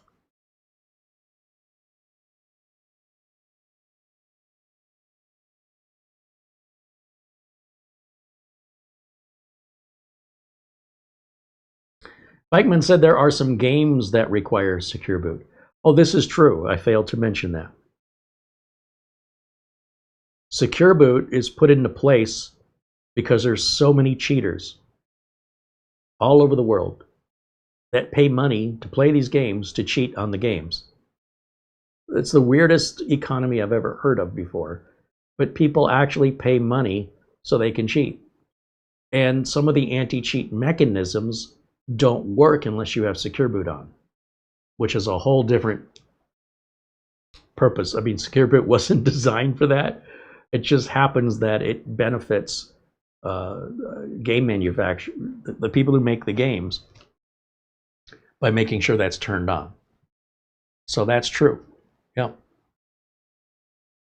I don't really get any service calls from gamers. They're not really people that spend money except to pay for their games or to pay for their computer hardware. They don't generally pay for computer support. Generally. There are always some. I don't get those customers. But I do have other friends in the field that, have a few customers that play games and they support them, and I won't do that. That's part of the reason why I don't have those customers. I won't do that work. It's an endless, you'll never be done. You'll get one game working, another game will stop, or they'll come out with an update. And unless that customer's paying you or you're doing the work for free, it's all just to play games. Like, if I'm getting paid, that's the game I want to play, the game I'm paid to play. If you think I'm going to pay money to work for free, which would you call playing games, that's working. You're problem solving and you're dedicating time away from your day to solve a problem, right? Getting the character from this level to that level, that is work. That's what I get paid to do. To me, what I do is one big video game. One of my favorite games on the Xbox 360, was fixing the Red Ring of Death. That was my favorite game. I love that game. What's causing this? Let's take it apart. Let's clean up the thermal compound. Let's make sure everything's secured down correctly. Let's do what we need to do to, you know, if there's any reballing or anything that needs to happen due to poor solder points. And then the Xbox boots up normally again, and they pay me money. I've solved that game. Bring on the next game. I love that game. Love it. But not getting paid to fix a game that's not working for a client that, you know, if they call you once, man, that client's going to keep calling. And as long as you're billing them for it, or you enjoy working for free, that's up to you, but I won't do it. I got, you know, when a customer calls me and says the system's down, and, you know, let's say you have a grocery store and all the cash registers go down and all these customers have shopping carts full of food. They're just waiting with their money in their hand to give it to you, and you cannot take their money. How long do you think those customers are going to wait for you to get your systems back up and running before they abandon the shopping cart, get back in their car, and go to your nearest competitor? I promise you, with consumers today, they're intolerant. They won't put up with it. And what happens to the carts? You got to pay your employees to go grab those carts because the customers aren't going to put anything back. Nope, they're just going to walk away. They say, you pissed me off because your system's down. I gathered all this food in my cart that I spent time gathering, making choices and selections. I've come up here to pay, and now you tell me you're not going to ring me up because your system's down? I will never shop here again. Now, if you're the shop owner, how pissed off are you?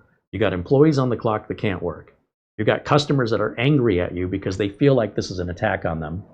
There's nothing you can do about it, and you got to call your IT guy, get them out there now, and stop the bleeding. You want to talk about a game? It's one of my favorite games. There's so much at risk, and there's so much money involved, and the reward is so much better than a congratulations screen.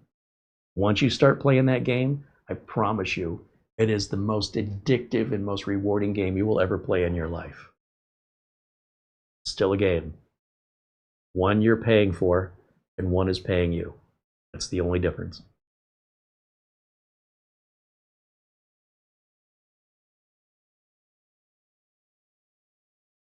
Tai Cheng in the chat says, to confirm, to absolutely destroy a hard drive is to shoot it with a gun. If the bullet misses the platters or the bullet doesn't go all the way through, that's not a very effective or safe way to destroy a drive. No. Melting the drive, again, you seem to like dangerous environments, which I would avoid if I were you. Melting or crushing the drive into pieces. Crushing the drive is good.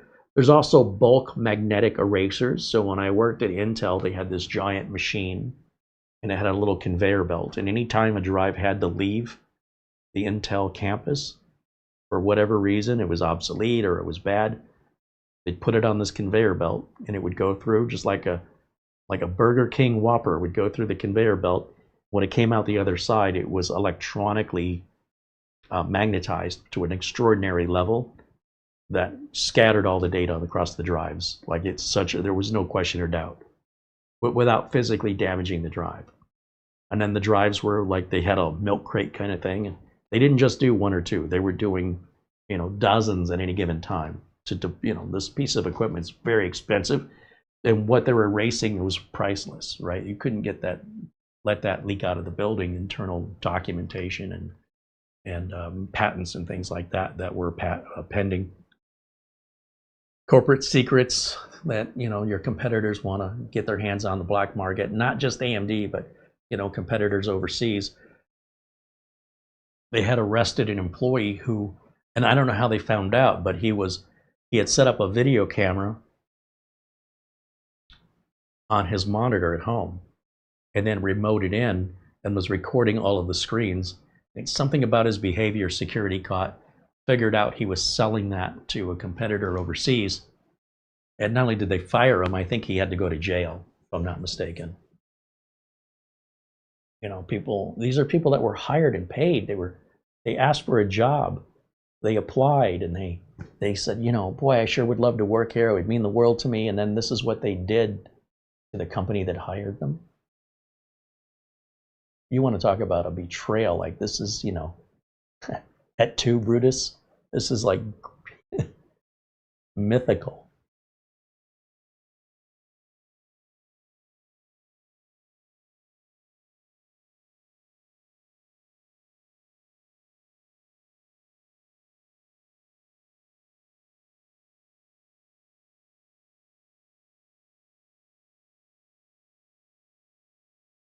But there are physical drive destroyers. Physical drive. Let's see. I gotta say hard drive. Physical hard drive destroyer. I think a Google search should probably pull up the name and brand of what I'm thinking of. Here's a couple of different options here. And normally these things are very, very expensive. They're not something a home user could ever afford. But I'll give you a few examples so you don't have to take my word for it. And you can look more into it if you're interested. But this company here, Media Duplication Systems, sells hard drive shredders. And they're e-waste shredders and disintegrators. All right, this is more corporate level. And you'll see when it's corporate level, there's no pricing. Because that's not how things are sold on the corporate level. And then as far as like drive shredders, let's see if we go back to my Google search.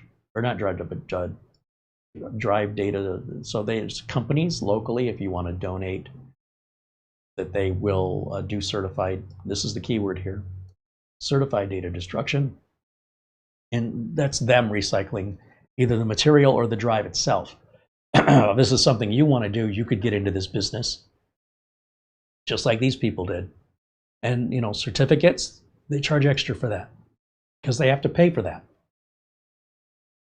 But again, this is for compliance and sustainability reporting, which has to be documented for regulatory purposes if you're in that level of work. Again, this doesn't really affect consumers or enthusiasts. As far as the drive, what I'm looking for is a big handle. And it's just purely mechanical. It requires, yeah, Weebytech makes the driver razor. That's what I use. And it looks like maybe they're not in business anymore. Products.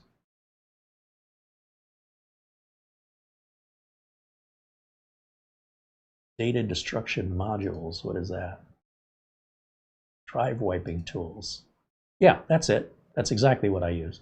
It only does one drive at a time. And that little box with sales tax will set you back here in Phoenix about $370. $365, somewhere in there with sales tax. And that's assuming the shipping's free. And it's a little tiny box. I've shown it many times before. And it'll take a couple hours to clear one drive depending on the size of the drive. But let me go back to see if I can find the physical handle. Something called Pure Leverage Crusher. That sounds like what I'm describing right there. Let's go up here and type it in and see if it pulls up a website. That's exactly it. Yep. So I don't know what that is, but if you look at this one, it's pretty straightforward. It's a big metal handle. You put the drive down there and with the platter facing this punch, you grab that handle like the jack on a car, like if you were going to use a jack to raise a car up. It's a big handle for leverage, and it punches the drive into like a letter V. That's it. The platters are fragile and they shatter inside the drive. Now, if you did the other side of the drive, the platters will probably still shatter as long as you bring that handle all the way down. But if you want to be doubly sure, you orient the drive in the right position. And those are probably a couple $100. Insert drive into tray, pull handle to crush, remove and recycle. It's that quick, it's that easy. And you can see they do work for Walmart. They don't sell at Walmart.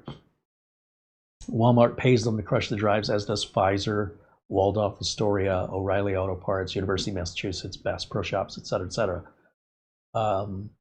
Security, legal, client trust, reputation, savings, product info. Yeah, this thing is like crushing cans before you take them into the recycler. That thing is nearly 30 pounds. And a 2-year warranty. Here's some videos.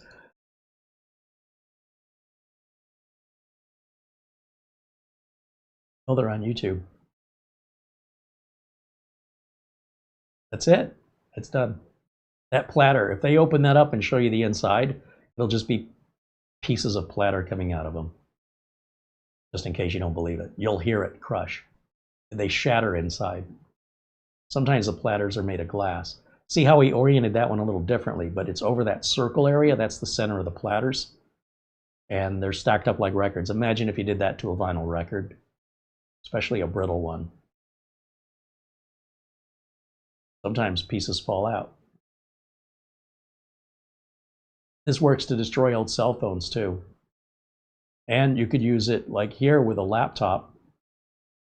They've got this little adapter they put in for the smaller drives, and you push right down the center, that thing is gone. Nobody's getting anything off of that ever, ever, ever. I don't care how good you are at forensics. That is toasted.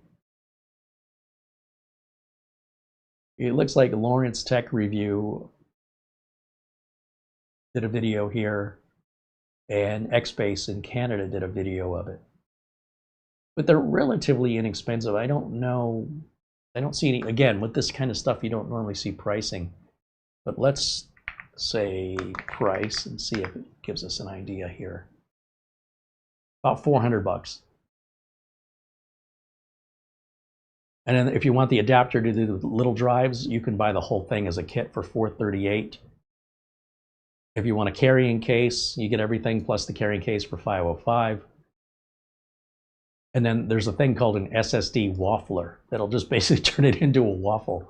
So it's not just punching one hole, it's well, you could use your imagination, or you can buy the accessories separately as you need them. But when you're done playing around and you really want the data gone, there you go. Guarantee you that data ain't coming back. Brute force is the way. And then one of the companies that reached out to us recently is this WaveCon, and we've agreed if they want to send us one, we'll look at it. We'll review it. Although the review of this isn't going to be too extensive because I don't really have any way to really test it. But these guys are the engineers, a couple of guys that engineer Wi-Fi routers. Wanted to create a router that just had a better signal quality. And the router manufacturers they work for said, we're not interested in that. That's not what the public wants. So they quit their jobs and they designed this themselves. This one router, they claim, can go through multiple obstacles that other routers can't get through unless you buy a mesh router. Without the complexity of a mesh router, you can just buy this one router and it can cover up to 15,000 square feet. Where normally you might need a wireless bridge or an extension or, you know, some kind of repeater. They claim this all by itself can cover up to 15,000 square feet regardless of what the building's made of. That's a pretty bold claim. It's also not a fast router. It's only gigabit. So if you have faster than gigabit speeds, you're not going to go any faster than gigabit on this. The Wi-Fi is only Wi-Fi 6. It's not Wi-Fi 7 because not many people have Wi-Fi 7. This is what we would say not future-proofed. This is for based on what most people have today. Wi-Fi 6 makes sense. But if you have a multi-gig internet connection, this will slow you down. On the other hand, where this shines is if you have a very low signal in a part of your house or one of the floors of your home, this will raise your signal strength all by itself, assuming you locate it centrally. Because if you put this router to one side of the house or the other, then your neighbor's going to get a really strong signal too, okay? Because it broadcasts equally in all directions. So they talk about, you know, basing everything on this idea that you only want gigabit up and down at the most. That's the best it can do. That you don't have much in the way of wired ports. It's primarily, you know, wireless is its focus. So you have a couple of ports, but if you're somebody that likes a lot of ports, you'll still need to buy a switch because I think you only get 3 ports on this thing, if I'm not mistaken.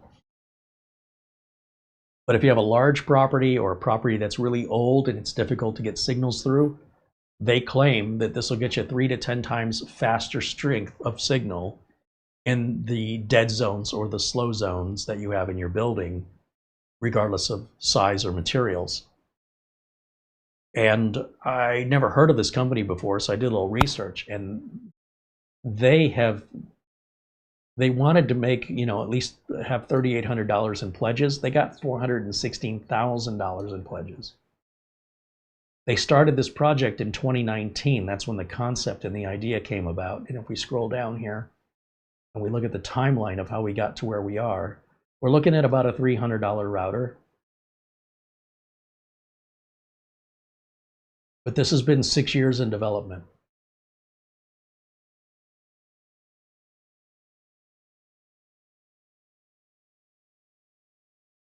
And they said, they reached out to us. We've never heard of them before. They said, yeah, he seems like, you know, you'd be a good choice for us to send one of our routers to. I know that they've sent routers out previously to some other YouTubers, but they weren't fully functional.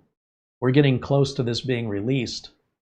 So at this point, you know, everything should work. So it'll be a more accurate review than the early reviewers that people have seen where like 2.4 gigahertz wasn't working or enabled yet for one of the reviewers that I saw on YouTube. And most of the reviewers are outside of the United States. So they're going to send us one of these. And I'd be kind of curious if you have any questions about or concerns about what this can or cannot do. Or if you think it's too little too late because Wi-Fi 6, that ship has sailed. Even if you only have gigabit today, what if you want to upgrade? This router is going to keep you at gigabit no matter how much you pay your ISP. Would that worry you? If you're going to add a lot of wired devices and you have to buy a switch to make that happen, would that discourage you? Or is it that you don't need much in the way of bandwidth? You'd want to be able to watch Netflix or have several people in the house watch Netflix in your mansion, and people on the other side of the mansion are having a hard time getting a good signal, and then you don't want to have these ugly electronic boxes like all over the place like a mesh router. I'd be kind of curious what your take on this is, good or bad. Needless to say, or regardless to say, that we'll be reviewing it when we get one. We'll review it immediately because we don't have much going on with any new technology right now. The next Wi-Fi is Wi-Fi 8, and it's just not doing anything other than Wi-Fi 7 that's more stable. We don't have any stability problem with Wi-Fi 7, so I don't think Wi-Fi 8 is anything we're going to upgrade to. When new technology comes out and it doesn't really make any advancements, why bother? I have a Samsung Galaxy S24. That's my cell phone because the S25 and the S26, they're nothing. They're pretty much just an S24. The differences are so minor, it's not worth replacing an entire phone just to get 6% more things. Like, that's not enough to justify that trouble, expense, etc. Not in my book. I have a Samsung Galaxy Book 4. It's a 13900 Intel processor. I don't see where that processor falls short in any way. So the Galaxy Book 4, the Galaxy Book 5, heck, even the Galaxy Book 6 when it comes out. What's the point? What's the point? This much better, but it's this much more money. And what I've got now, I got no complaints. So just because something's new like Wi-Fi 8, I'm just not automatically excited about it if it doesn't make any sense. 10 gig networking is already out. The only thing that's coming out now are lower prices. I don't know who needs that, but that's all we've got to look forward to in the coming years ahead. Unless somebody's working on something in secret, which is possible, that's all there is for now. It'll eventually change, but nothing is documented in the foreseeable future that I'm aware of anyway, in Wi-Fi or wired networking. There may be some faster NASs or more capable NAS devices, things like that, but your networking is going to be the same. Maybe the prices will go down. Maybe they won't, depending on the RAM and storage issues. You know, can sort of be irrelevant how fast your network can go or how cheap it is for a 10 gig switch if you can't afford to buy the drives to put into the NAS. So, and that's an unknown future right now. Some people say it'll be 10 years. I find that hard to believe. I think it's feasible we could be at this point next year and still be where we're at. Some people will say it'll be a lot worse. If you think RAM is expensive today, some people are saying you wish you had today's prices next year. I hope they're wrong. In the meantime, it's getting very difficult to make content like this because, first of all, the viewers aren't interested.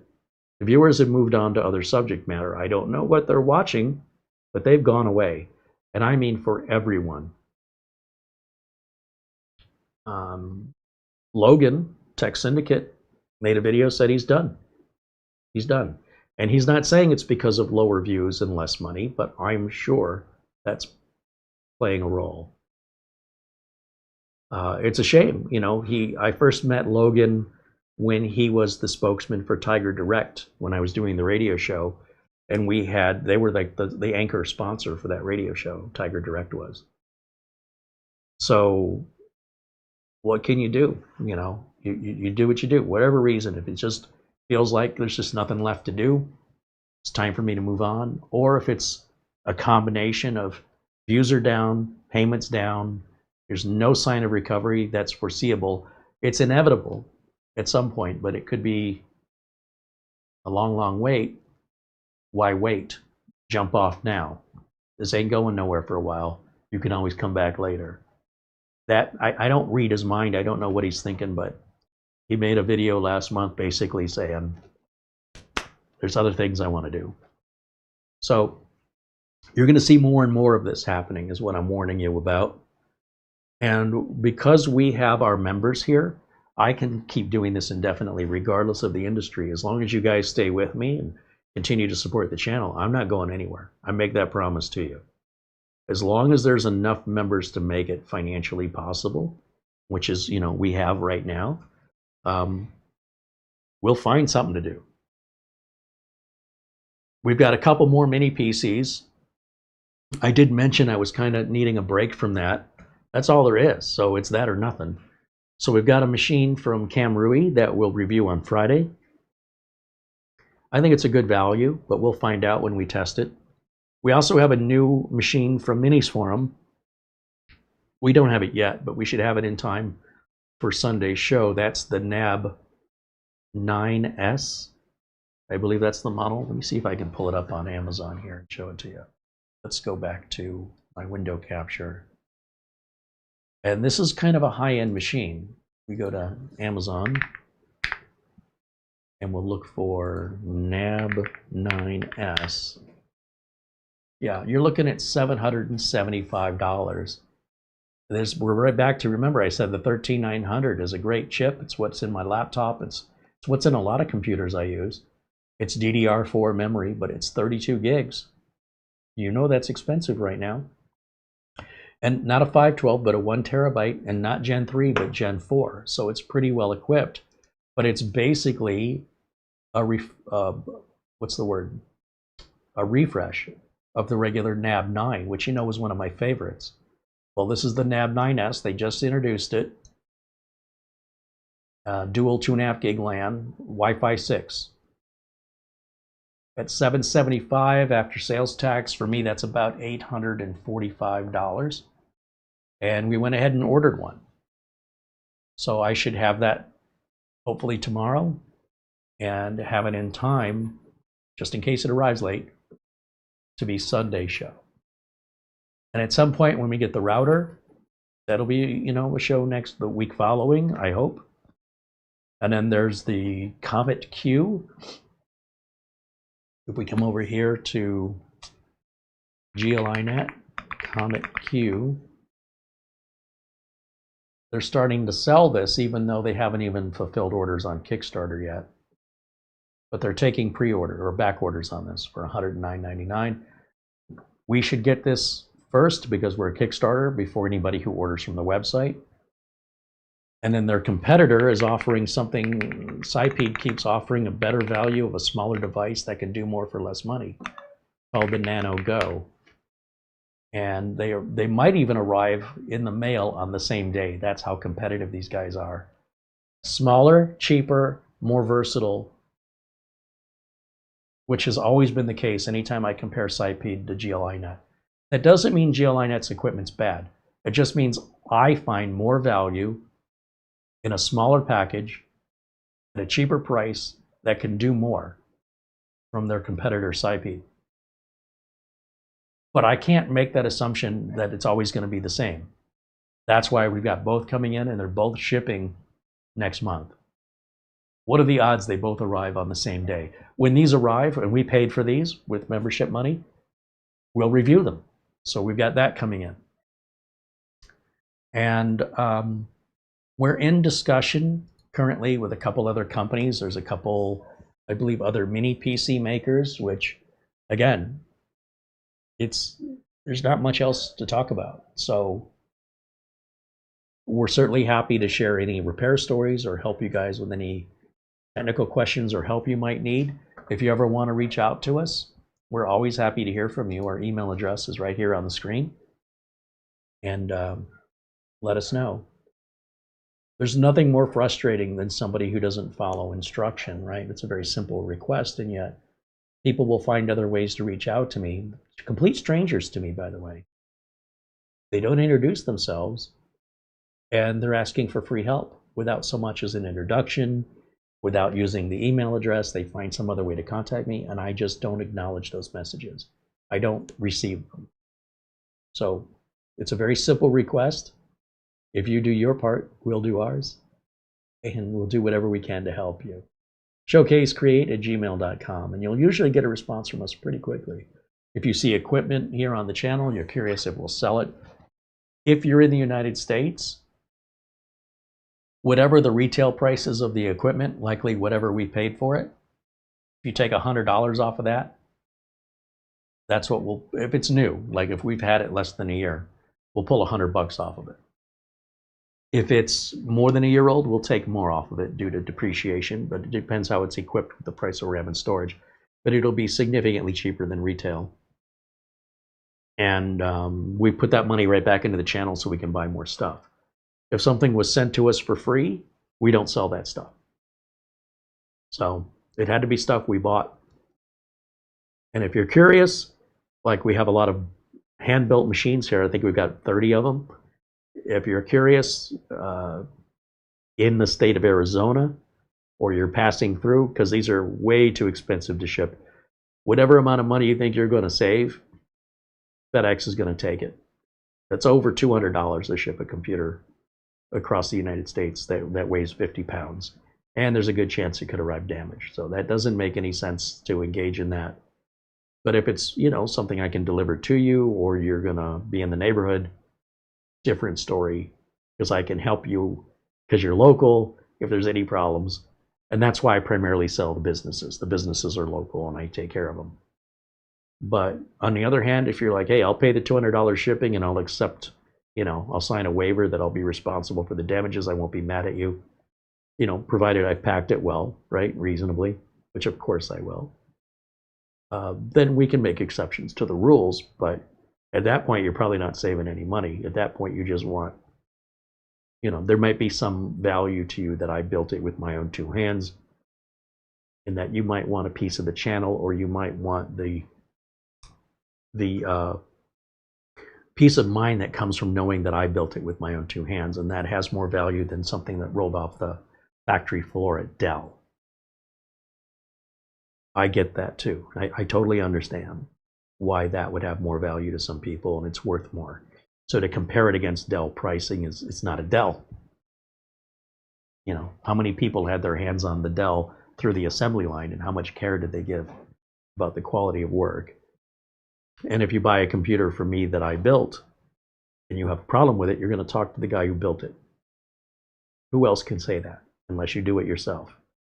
So the pricing, of course, is going to be different because it's a handmade artisan thing that one creator does versus, you know, a factory of assembly line workers.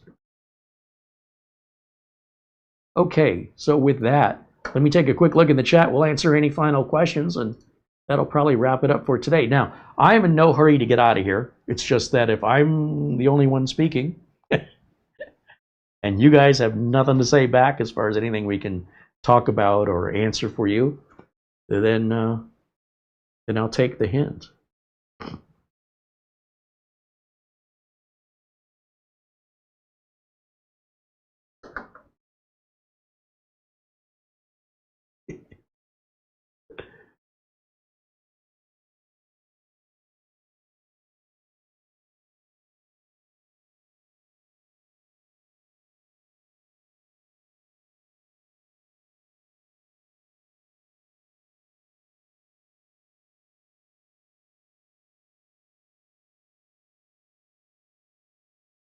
Jim Kenny says, I found that a drill press works well to destroy hard drives. Yeah. Yeah, there was a place, or still here, called AZ Strut, Arizona Students Recycling Use Technology, azstrut.org. And if you drop a computer off to them, they'll use it to train students in high schools how computers work. And they don't have to worry about breaking them. And one of the services they offer is if you bring the computer to them during they have very limited hours, but you make an appointment to bring the computer to them, they'll take the hard drive out of it while you watch, and they put it under a drill press and do just that right in front of your eyes. And then that transaction's done, and you can rest assured your data's not getting out. So they do offer that for free. They'll take the technology that you want to get rid of, they recycle it properly, and that's all done for free. Emerald Computers doesn't recycle hard drives. Any drives that come in, they take them out. They don't resell them. I did have a discussion with the owner about, you know, you could securely erase these and resell them. And, you know, for all the same consequences that are potential, he's not interested. Now, if it's a mechanical hard drive, that's a different story. The problem is like these SSDs. Basically, you need to get a big old shredder and shred them. If you don't care about consequences or liabilities, I mean, who's going to stop you? If somebody decides they're going to take your solid state drive and erase it and resell it, there's nothing you can do about it. If your data gets out somehow in some way that the data destruction wasn't done properly and you can trace that back to that recycler, you can sue them in the court of law for damages. I don't think the recyclers are making enough money to take on that risk. But, you know, some recyclers are pretty shady. It's one of the things I like about Jason over at Emerald Computers. This guy takes his business very seriously and respects the data of his customers, so they never use used drives. And when I did mention to him, like, well, there's no reason to not use the mechanical ones, just erase them. He's like, you know how long that would take? I'm like, yeah, you could let it run overnight when the office is closed. You'll only do a handful at a time. He's got enough spare parts. He could make his own drive eraser. He said, would you build it? I go, I don't do that. I don't build that kind of equipment, but you could certainly take one of these old computers and, you know, hook up a bunch of drives to it, load Derek's boot and nuke and let it run overnight. And maybe you get 4 done overnight, something like that. But with the solid state drives, there's no such. The best you can do on a solid state drive is using something called, there's like a quick erase or secure erase that like Samsung drives have.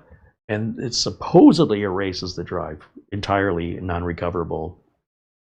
But I've not seen that proven out.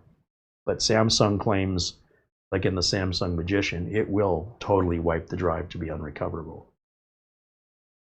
If you choose to believe that, yeah, I want to see evidence.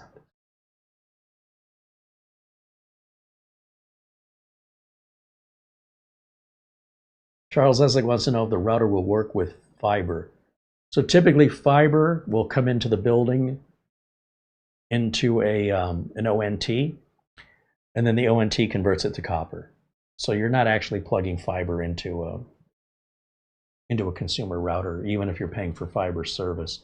The fiber ends at your house. if I go over here, let's go back to my screen capture.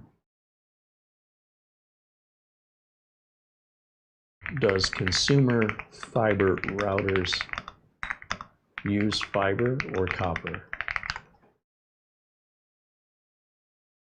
So your router will have a copper connection,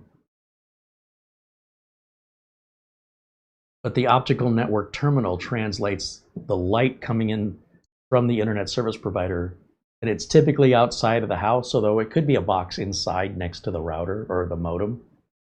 And it's a little box, and you'll know it when you see it. It's a funky little thing. And it takes fiber in one side and spits out copper to the other side, and then that would go into the router or modem from that point. So what you're talking about with consumer stuff is an ONT, optical network terminal. And of course, if you want to Google more about that and how it works. Now, in a big corporation, they might have fiber direct, but that's hundreds of thousands of dollars worth of equipment that consumer, even if they could afford it, probably could not get that service because of the infrastructure wouldn't be there in the ground. For most ISPs anyway. I don't think they're going to rip up the street just for you, but if you got that kind of money, maybe they will. Money's the big factor here.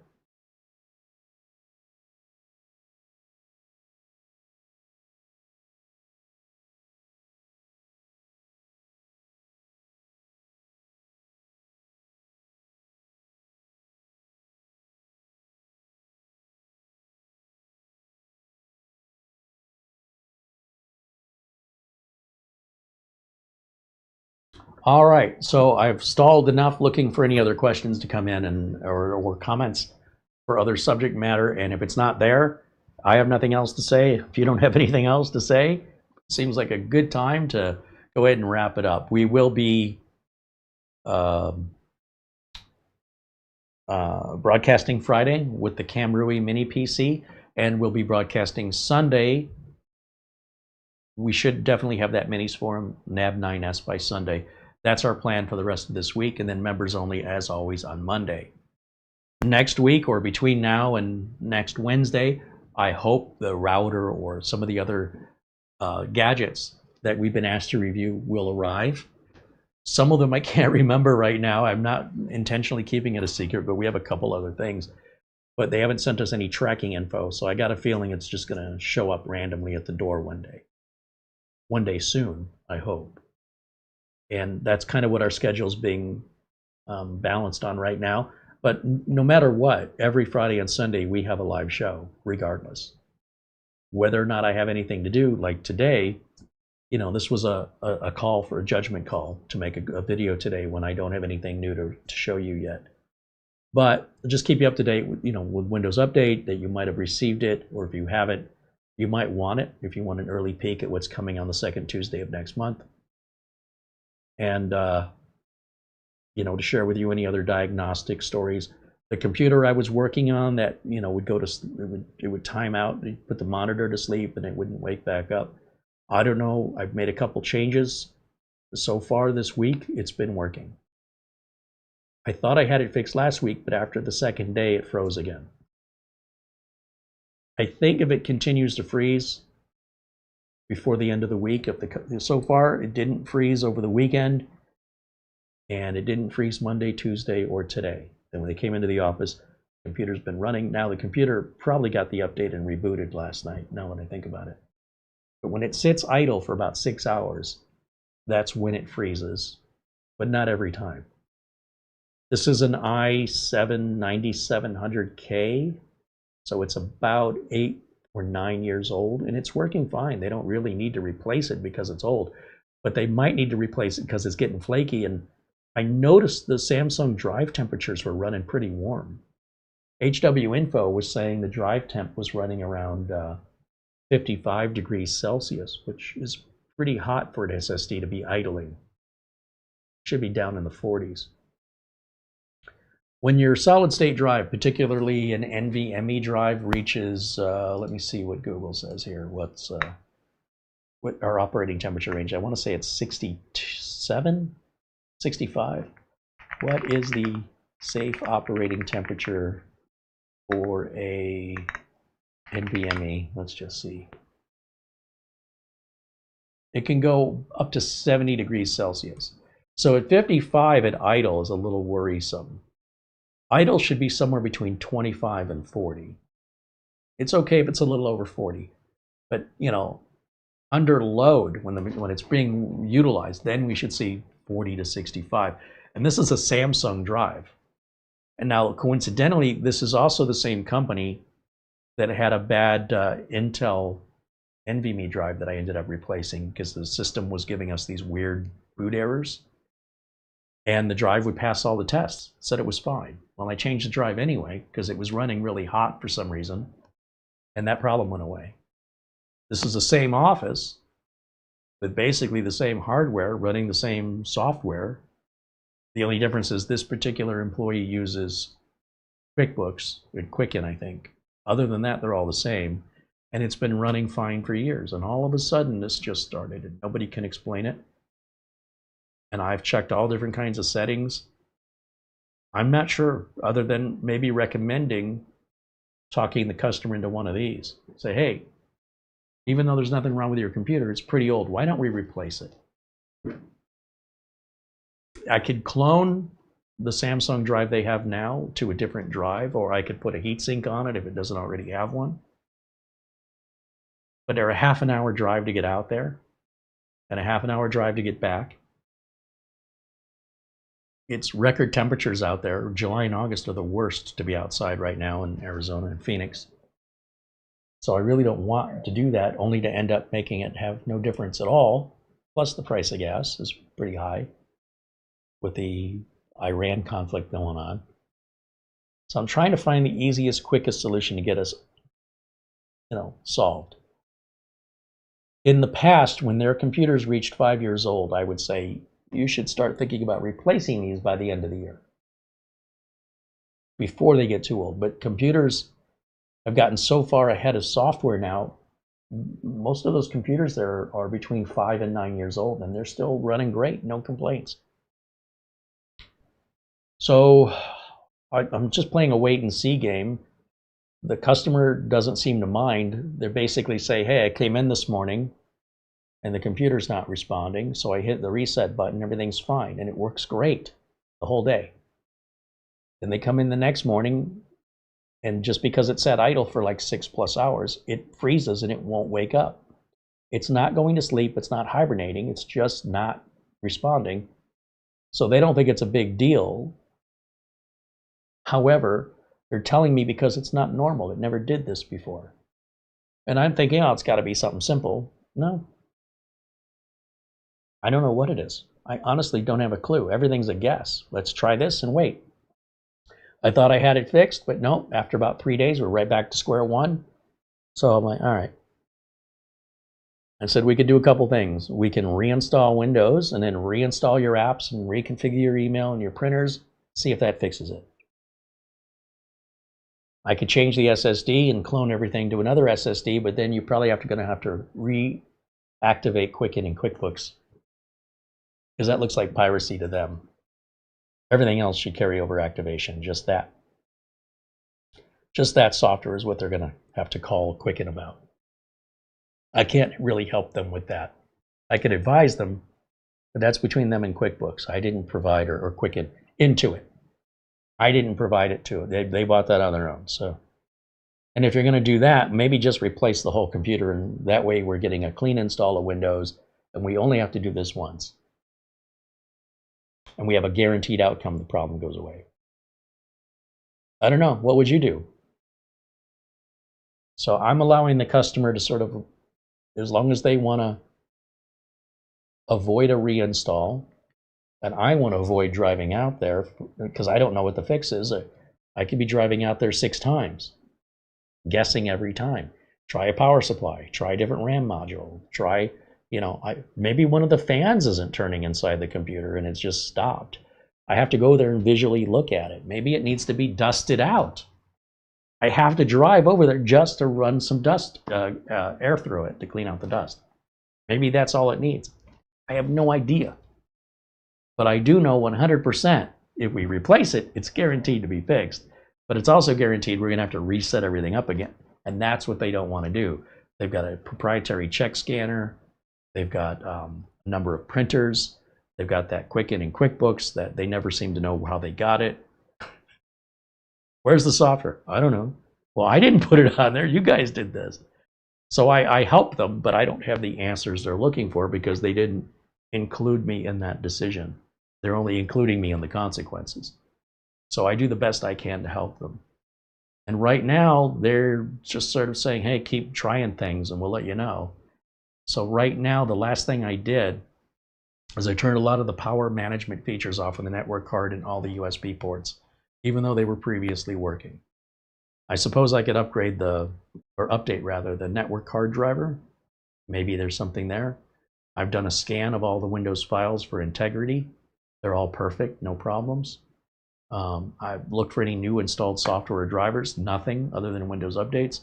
And all the machines are basically the same, but this is the only one having the problem. It's a twilight zone. And sometimes, well, that's the way the video game is that I get paid to play. Sometimes the answer is not obvious and you just have to experiment. Part of the job. Same with mechanics and doctors. Or lawyers. You know, what doctors and lawyers do is called practice. They're a lot more expensive than me.